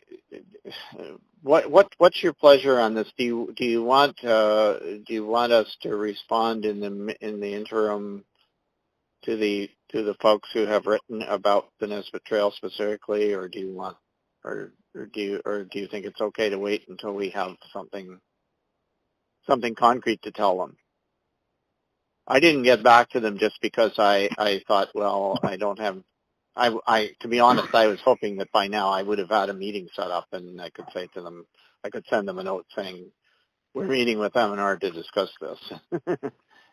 I see nothing wrong, Councillor Lamb. I see nothing wrong with having the CAO or staff, write a brief note or an email or something, say thank you for your email. It was discussed at the council meeting of whatever today's date is, and many of the lands are M&R or are provincially owned or Crown land, and we're trying to set a meeting up with the, interested and stakeholders in this case to hopefully bring, some sort of resolution to it. Thank you. That kind of ladder. I think Jim deserves it, and the other gentleman does too. And I think that's easily done, and is the right municipal response to this. So, thank you. All right, thank you. We'll see that gets done. Can we? Are there any other comments about any of the correspondence, or can we move back to? Not back. Sorry, I don't want to move back. Can we move to what's next? We got councillor items, I guess. Does anyone have any councillor items? Yeah, Councillor Lamb. Yes. We. I'm on, am I? Yeah. You're on. We had our library board meeting today, and it was, very productive. The plan for the library, as I think I reported last time, is that Eva Finchcomb is sort of on a 3-month contract, and we're searching, and she indeed is a candidate, but we're searching for someone to take over the library. We gave a nice going away present to Lori today, who's headed off to Quebec. Anyway, we discussed a lot of things, but I wanted to report, I'm very proud of this. I think the library, and I think the community and council should be very proud of this, that we set a fundraising goal of $100,000, and we've reached it. We're now at, today it was like $99,982 or something. So we've reached $100,000 fundraising in our community, which I think is just amazing. We've upped it to 125, so we need to keep going and keep putting the gas to the pedal, or the pedal to the gas, and reach for 125. But I mean, when you think of the library building, it is an amazing story of, a federal contribution of $150,000, a provincial contribution of $150,000, a community fundraising goal of $100,000 at least. So there's $400,000. And then, of course, we've got other grants for signs and things like that. And most importantly, a council who have committed to monies towards this project, which I think is going to be spectacular. And I think it's a wonderful, wonderful story. So I guess my councillor comment is congratulations to the community for raising $100,000. These people get in like just a check for $500 from someone. And I heard today, I don't know who that person is, but we put out an appeal and they just send a check for $500 saying, we appreciate the library, right? So anyway, I'm proud of what the library board and people have done, and I just wanted to recognize it. So, and I think this is a great achievement for all levels of government and the community. I can't think of one time we've done this sort of thing. So that's all I wanted to report on. Thank you. Okay, thank you very much. Good report. Are there any other councillor items? Yeah, Councillor McEwen, Mr. Mayor. Yeah. I attended a fairly quick OPP meeting, which was held spread out considerably and very well done in their new facility on 400 off at Parry Sound. Excellent facility. They're much better prepared now to serve people, I think, to get on the highways and get out to our extremities from that location than being down on Bay Street where they had previously been. From that meeting, just a couple things. With the tremendous increase in population and that being visitors and traffic and everything that we saw this year as a result of COVID and people trying to go to the cities and coming up here for fresh air and such, bringing all their ATVs and boats and trailers and just everything we saw, which was just pretty amazing this summer. Surprisingly, the calls for service were down some 40% over previous year in some categories,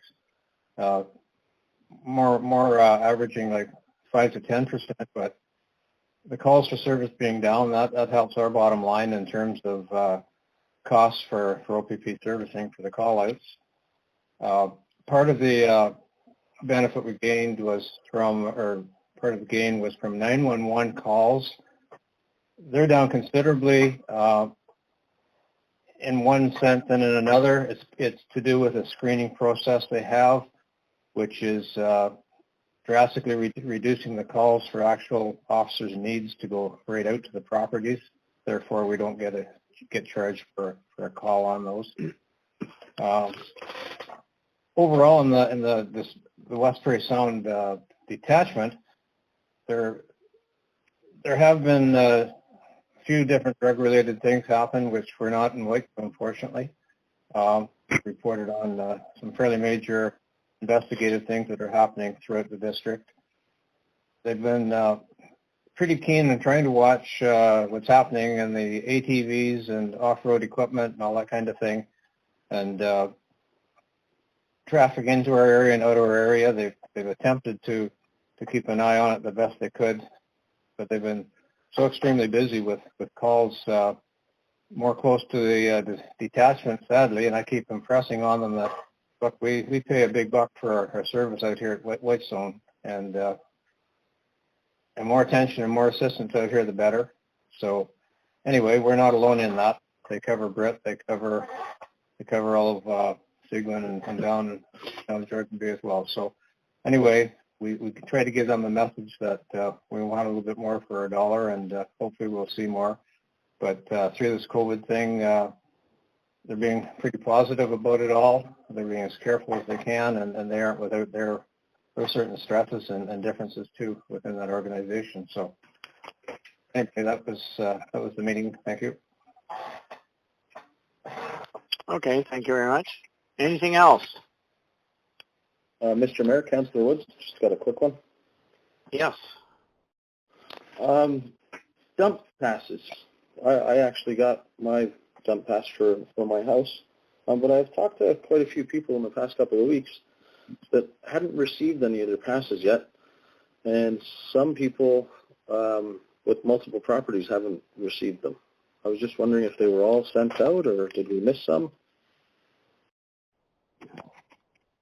I'll have to refer that question to our staff.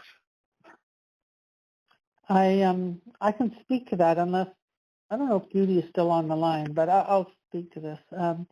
They weren't all sent out the same day, so there was a staggered mail out, and we have noticed that the mail has been slower than normal for whatever reason.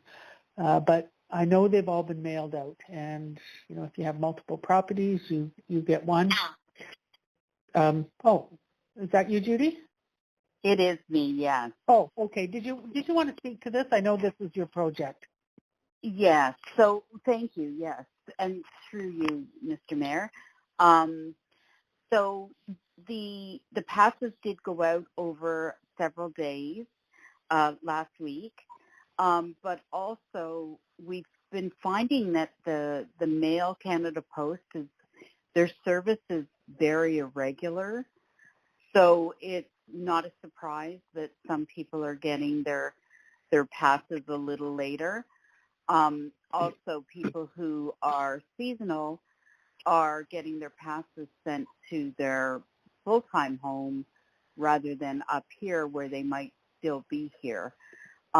So one of the things we've done is just spoken to the staff at the landfill and asked them to just be patient, that if people don't have their passes and they mention where they live, then certainly, we're not about making a hard line with this. So the staff are being, very lenient in if people haven't received their passes yet. And we actually had someone who phoned me from Boulder Lake, and I used that as an example when I spoke to the landfill staff, just that they haven't left Boulder Lake and their pass has been sent back to Brampton. And so certainly all they need to say is they're from Boulder Lake, and they'll be able to deposit their garbage without.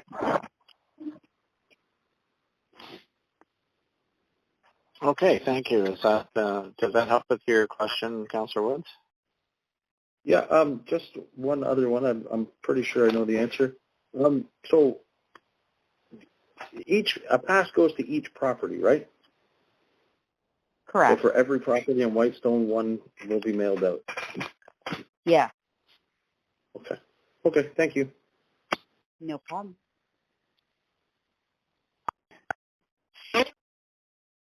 Okay. Anything else? Questions from the public? Do we have any members of the public still with us?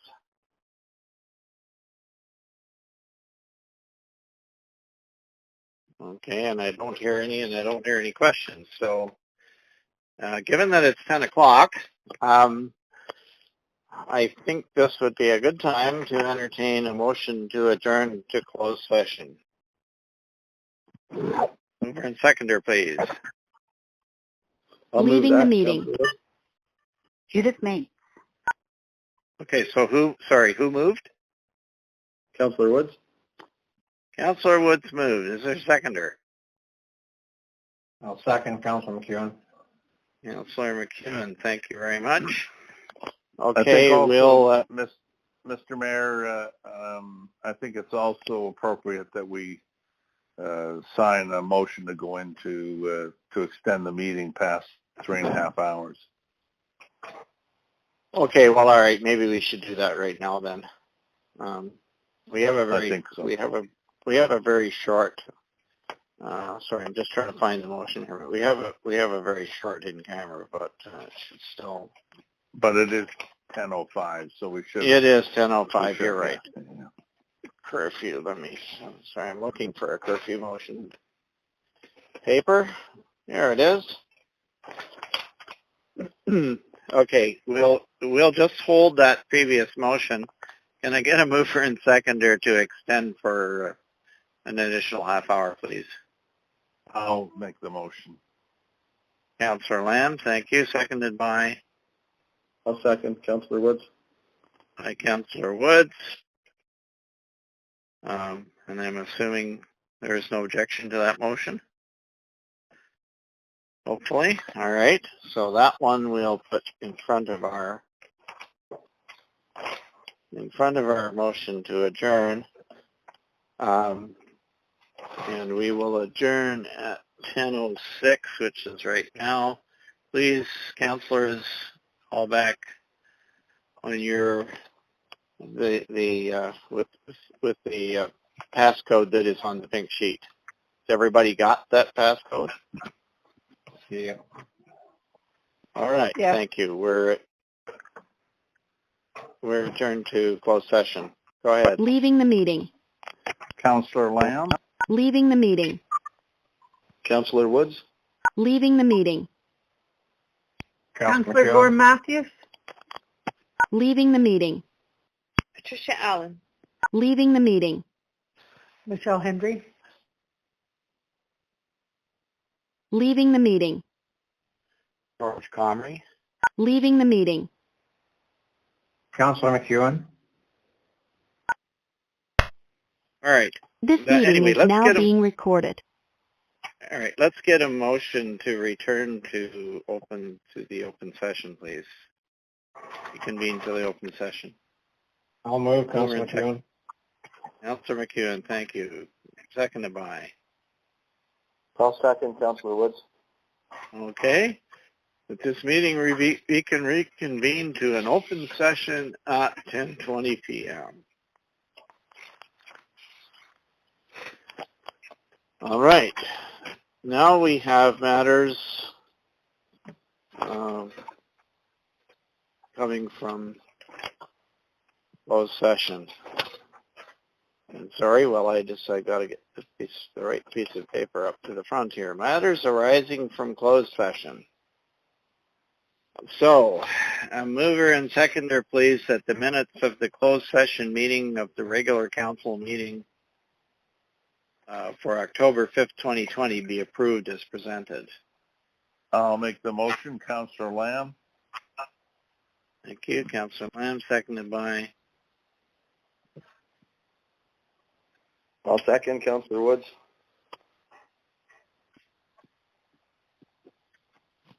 Okay, any discussion? No, I'm assuming so. Is everyone in favor of that? Thank you. We've already had our discussion, so. The next one is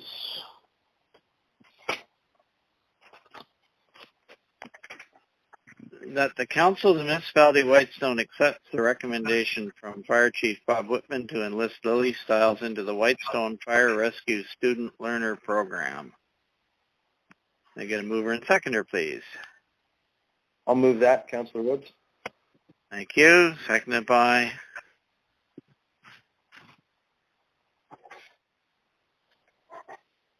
I'll move, Councillor McEwen. Thank you, Councillor McEwen. And I believe we're all in favor of that one. Unless I hear an objection. And that then takes us to the confirming bylaw. Moved and seconded by? I'll move it, Councillor Lamb. Thank you. Seconded by? I'll second it. Councillor Gorham Matthews. Thank you. Any objection to that bylaw? Okay, hearing none. That's approved. And we're ready for adjournment. I'll move, Councillor McEwen. Thank you, Claire McEwen. Thank you. I'll second, Councillor Woods.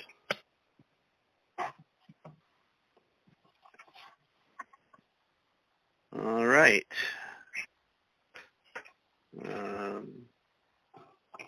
Any objection to that motion? All right then, council stands adjourned at 10:23 p.m. to meet again in regular session on Monday, November the 2nd at 6:30 p.m. or at the call of the chair. Thank you very much, everybody. Enjoy the rest of your evening. The rest of the evening, and I hear there's a chance of snow tonight, so get ready. Oh, no. Oh, yeah. Thanks. Only be a little, and I'm sure it'll melt, but who knows? What's the expression? It never rains, but it snows. Good night, everyone. Good council meeting. Thanks, Mayor Comrie. Good night. Take care, all of you. Leaving the meeting. Good night, everyone. Leaving the meeting. Councillor Lamb. Leaving the meeting. Councillor Woods. Leaving the meeting. George Comrie.